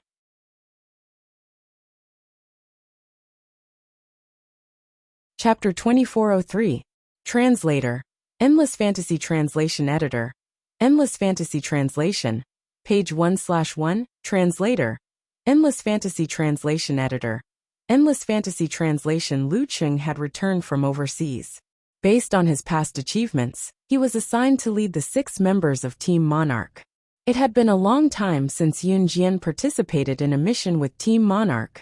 Team Monarch was well known in Country Z, but Lu Cheng, who had returned from overseas, knew nothing about them. What Lu Cheng did not know was that even without Yun Jian, the 6 members of Team Monarch, including Chu Ning, were young but capable and experienced enough to complete the mission on their own, without working with any other team. Moreover, their efficiency in completing missions was impressive. They had not even competed yet, and the new commanding officer Lu Cheng had already belittled them to be inferior to the other 2 teams who had returned from overseas like Lu Cheng. Chu Ning was the first to lose her cool, standing up to Lu Cheng. "Commanding Officer Lu, you can't deny Team Monarch's capability like this. We don't deny that the other 2 teams who returned from overseas are strong, but Team Monarch isn't weak either. Moreover, we haven't even competed with the other 2 teams you're talking about. How would we know who's stronger? Chu Ning had always been a straightforward person and would not play any tricks.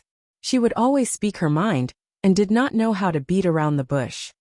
Chu Ning. Captain Lu Shiyin was standing beside her.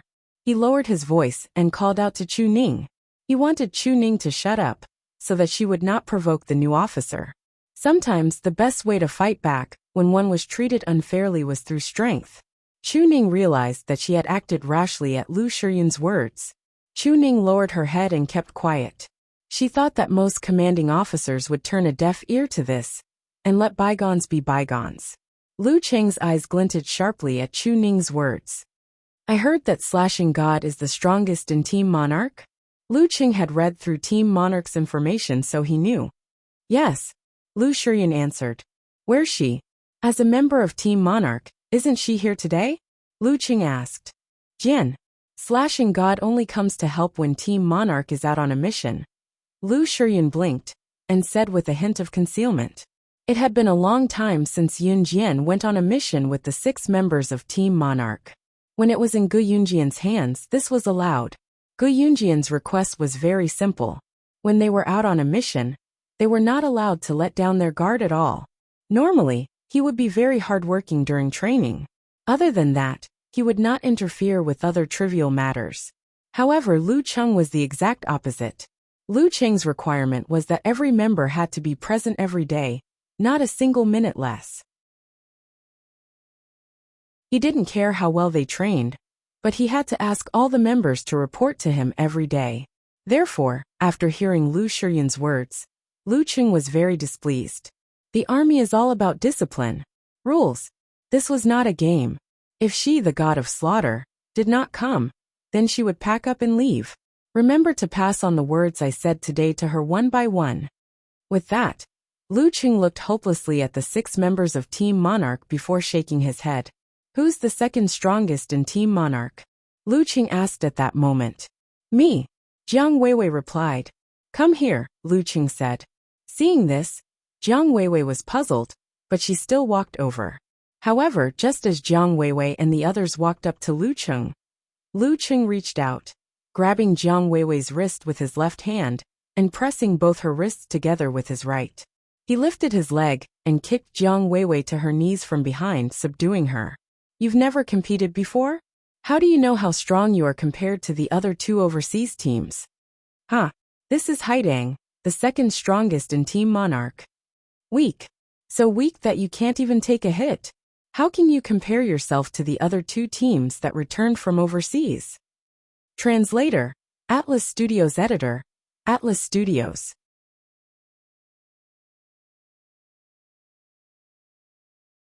Chapter 2404. Translator, Endless Fantasy Translation Editor, Endless Fantasy Translation, page 1/1. Haitang was Jiang Weiwei's code name. Lu Cheng never talked about real names, only code names. Unless they were close to Lu Cheng, Jiang Weiwei did not expect Lu Cheng to be her opponent. After she was subdued, she struggled to no avail. The 6 members of Team Monarch were not that angry at first, but after hearing Lu Cheng's actions and words, their rage reached its peak. However, since Lu Cheng was their current commanding officer, none of them dared to do anything further. After all, Lu Cheng was a commanding officer and was already 38 years old. He had been recruited into Interpol and was later sent to the Special Forces training base for 10 years of secret training. It was normal that Jiang Weiwei was no match for him. Is there anyone else who disagrees with my arrangement? Lu Cheng grabbed Jiang Weiwei's shoulder with one hand and both her wrists with the other. He pinned Jiang Weiwei to the ground like a police officer arresting a criminal. Before Jiang Weiwei could react, Lu Cheng had already attacked her. Moreover, Lu Cheng pinned Jiang Weiwei to the ground in one go. He did not control his strength at all. Jiang Weiwei's shoulder was in so much pain that she could not breathe. Seeing Jiang Weiwei's pained expression, as the captain, Lu Shiyin could only submit for the time being. No, that was against his will. That's good. Lu Cheng let go of Jiang Weiwei and said a few more words before leaving Team Monarch to practice on their own. A few days later, Chu Ning and the others sat paralyzed in a coffee shop. I'm so tired. I missed the time when Yun Jian was around. Chu Ning wiped her sweat and sighed. Tiredness was caused by the training. In fact, they did not train much under Lu Cheng. However, the reason why they were so tired was because Lu Shiyan and the others were pressuring themselves. They were not convinced. They wanted to strengthen themselves. Order a cup of coffee. We'll continue training after that, Lu Shiyan said. Everyone agreed. Then, Chu Ning saw a newspaper on the table. Although she flipped a page, a huge headline caught her attention. She could not help but read it aloud. Breaking news. The female doctor with the highest delivery success rate in the world, Lin Nada, has gone missing for days. What are you reading? Chu Shengnan poked his head over to read the newspaper when he heard that. Chu Ning had finished reading the reporter's report. Oh my god. This Lin Nada is the world's best in obstetrics and gynecology. She seems to have been kidnapped. The kidnapper. Is the kidnapper out of his mind? How dare he kidnap a female doctor in the department? On the deserted island, uninhabited, Chu Ning and the others. Inside a simple yet clean house. See. Calmly. Translation Translation Jiang her. She was translation, as her translation was translation. His translation is Li. Translation it is translation for 99 translation. Impregnant over women. Was that it in Lu her? Just like now when he kissed her, he had to avoid touching her stomach.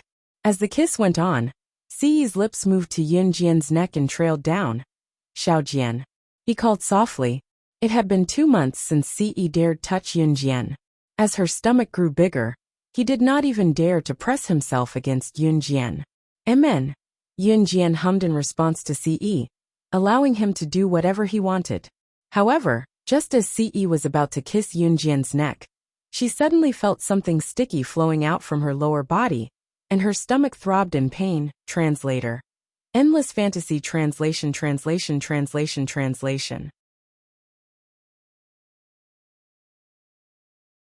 Chapter 2405. Page 1/1. It hurts. Yun Jian suddenly held her hand on her belly, that was as big as a ball. Is she about to give birth? Xiao Jian, I'm going to be a father? Siyi was delighted. In the next second, Siyi's cries for help resounded throughout the entire island. Another 5 months passed. It was winter now. It had been exactly a year since the incident at the Imperial College. It was winter again, and the end of the year was approaching. There was only 1 month left before the 2004 New Year. It was still very cold in winter. The 6 members of Team Monarch had spent 5 months under Lu Cheng's leadership. These 5 months were very difficult for the 6 members of Team Monarch. At the same time, the 6 members of Team Monarch had met up with the other 2 teams. Today, Lu Cheng gathered the people from the 3 teams together. You will set off tomorrow. You will complete the first cooperative mission together. The difficulty of this mission is a little high, but I believe that with the Tier X squad and the most awesome squad leading the way, this mission will definitely not be a problem, Lu Cheng said to the members of the 3 teams. Chief Lu, are you saying that you want us Team Monarch to provide cover? Lu Cheng had just finished when even Lu Shiyan, who had always been calm, blurted out in agitation. The 3 teams were all similar in age and had joined the army at about the same time. Lu Cheng wanted Team Monarch's Tier X squad and the most awesome squad to take the lead. In that case, Team Monarch could only act as cover. As long as the mission was successful, all the glory would be taken away by the members of the Tyrannosaurus squad and the most awesome squad. Team Monarch, on the other hand, would at most receive verbal praise from their superiors. In short, the commander of a team was very important. Yes, is there a problem? After Lu Cheng heard Lu Shiyan's words, he spoke as if nothing had happened. Lu Shiyan clenched his fists tightly in an instant. Even Lu Shiyan, who had always been calm, couldn't take it anymore. Team Monarch used to be trained in domestic military schools. It's your honor to serve as a cover for overseas talents like us. Be content. The captain of the most awesome team was called Zhu Ao. The second half of his name sounded like a foreigner's name. That was because Zhuao was born in a family where his parents hoped that he would become a student who had returned from overseas. Now that Zhuao had lived up to everyone's expectations, he was naturally pleased with himself. What are you talking about? Jiang Weiwei was furious when she heard Zhuao's words. I say, Team Monarch hasn't been to any international military school or special forces training, right? Being able to cover for us is already an honor for you. What? Am I not being detailed enough? When Zhuao heard this, he spoke again. Because of Lu Qing's cover, Zhuao and the other members of the strongest team were very cocky. However, the members of T-Rex squad were very friendly to Team Monarch. Hence, the leader of T-Rex squad stepped forward to speak to Team Monarch. Zhuao, don't be too. What about me? This is the truth. Zhuao raised his head and shouted. With this back and forth, they somehow ended up quarreling. As they quarreled, Zhuao wanted to use the opportunity to wield the knife, but his hand slipped and the knife flew far away. Stop quarreling. Aren't you satisfied with my arrangement? Whoever isn't, come and defeat me. Who dares? Who dares? Lu Qing suddenly shouted when he saw this. However, everyone knew that Lu Qing was targeting Team Monarch. Me. Just when everyone lowered their heads and no one dared to make a sound, a beautiful female voice that sounded like the sound of nature suddenly rang out. Top reading website, M.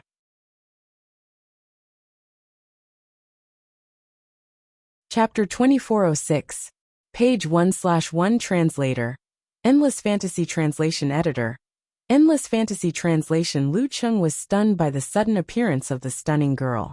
The girl was walking towards them. Every step she took, the aura she exuded was enough to make everyone gasp. It was as if the person walking towards them was not one of his subordinates, but his commanding officer, his superior.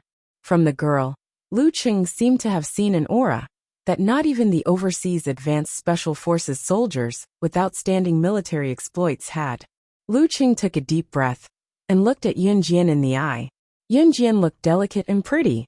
At 19 years old, Yun Jian was even more alluring than before. Her breasts were even more voluptuous, and her hips were just right. Coupled with the powerful aura she exuded from her every movement, she was every man's dream.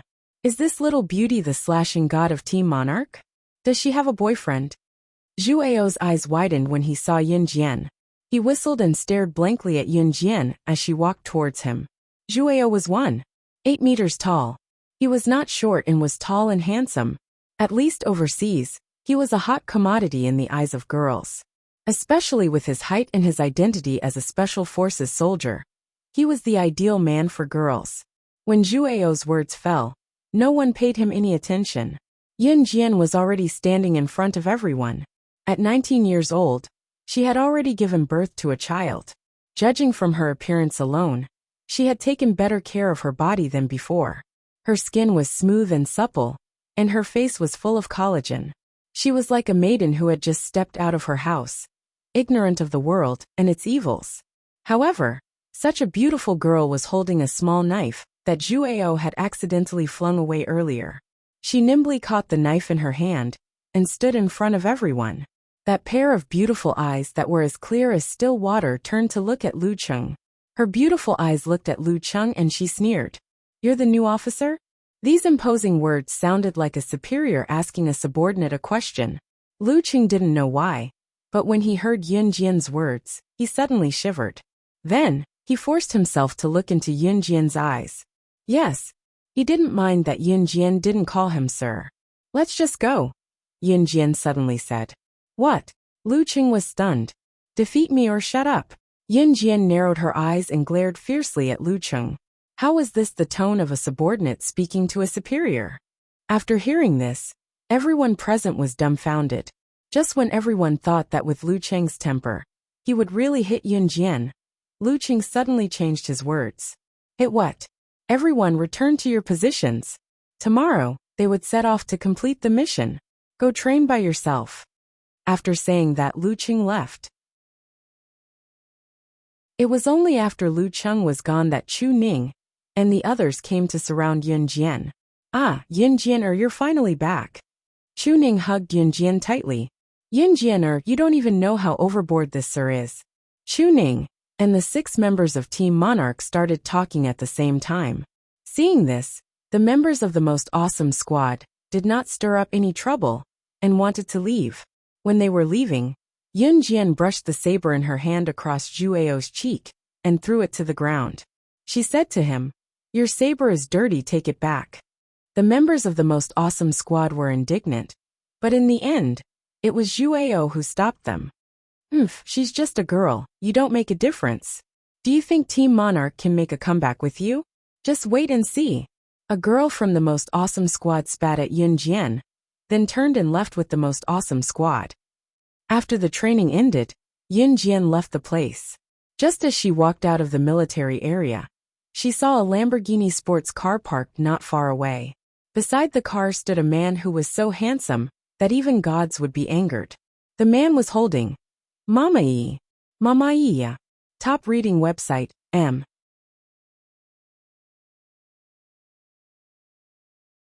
Chapter 2407. The handsome man was holding a child wearing a little red hat in his hand. The child was only 5 months old, but she could already babble. Normal children would need at least 8 to 9 months to learn how to speak. Some would even need a year before they could babble and pronounce words that were not accurate. This child could already babble and call out mama when she was only 5 months old. If some parents whose children learned how to speak very late saw this, they would probably faint from envy. Of course, this was just a joke. Mama ya mama. The child was wearing a very cute little red hat. His face was rosy and tender. Just by looking at him from afar, his tiny hands, which were only the size of 2 adult fingers, were waving up and down. He was babbling and yelling some words that were not very clear. When she saw Yunjian, the cute child habitually extended her hand towards Yunjian and spoke in a soft voice. Because she was happy, the child sat on Siyi's hand and excitedly lifted her butt up and down. Her body swayed along with her hand. The moment she saw the child, Yunjian's gaze softened. She smiled slightly and walked over to Siyi in a few steps. Mama mama. The child jumped and reached out towards Yunjian. She even revealed her toothless mouth, and her 2 dimples were very obvious. She had a pink and tender face, and her facial features were very delicate and beautiful. Just by looking at her, one could tell that the child looked very similar to Yunjian. It was a girl. Mama mama yi. Just as Yunjian reached out her hand, the child, who was sitting on Siyi's hand, leaned her body forward and threw her head towards Yunjian. Yunjian smoothly took the child from Siyi's arms. The child had not been named. Yunjian thought back to the 1 year that she had spent on the uninhabited island. Ever since she found out that she was pregnant and almost had a miscarriage due to a mysterious person's plot, Siyi had brought her to an uninhabited island and used up 500 years of his spiritual power to protect her and their child. In the end, Siyi kept her in captivity on an uninhabited island and even had to carry her up the stairs. It had to be said that Yunjian was even fatter than a year ago. However, the fat wasn't in her fat, but in her chest. Her cleavage was so plump that it could almost burst her top. It was so big that Siyi couldn't even grasp it with one hand. Cough. Later on, she gave birth to a child. It was also a smooth birth. In the past 5 months, Siyi had refused to let her get up after giving birth. He had even been the one to serve her tea. She said that she had to go through confinement. After giving birth, she had to go through confinement and rest for a long time. If she didn't recuperate well, her body would collapse. In the past year, Siyi had almost memorized all the information on obstetrics and gynecology. Her understanding of obstetrics and gynecology was even deeper than that of the world's best obstetrician and gynecologist, Lena, who had the highest success rate in delivering babies. Not long ago, Siyi had sent Lena back home. Before she left, the world-class obstetrician and gynecologist, Lena, shook her head and shouted at Siyi in disbelief. "My lifetime's worth of experience can't compare to yours in a year. Come work in our obstetrics and gynecology department. Young man, I'll give you a bonus. You have to come." Yunjian hugged the little girl who was pouting excitedly and reached out to pinch her little face. Huff huff. At this moment, CE carried a 5-month-old boy with one hand and walked towards the Lamborghini sports car. The 5-month-old boy looked at Yunjian, the little girl in Yunjian's arms, and then at CE. With a confused look on his face, CE picked him up by the back of his shirt and carried him into the car. Please remember the domain name of this book. The mobile version of this book. You're tuning in to the Li Mei's Sword of Destiny YouTube channel. We're so grateful for your support, and don't forget to subscribe to join us on this incredible journey through captivating stories. Your generosity through donations truly makes a world of difference, as it's the primary source of revenue that allows me to expand and enhance this channel for you. Thank you from the bottom of my heart for being a part of this adventure.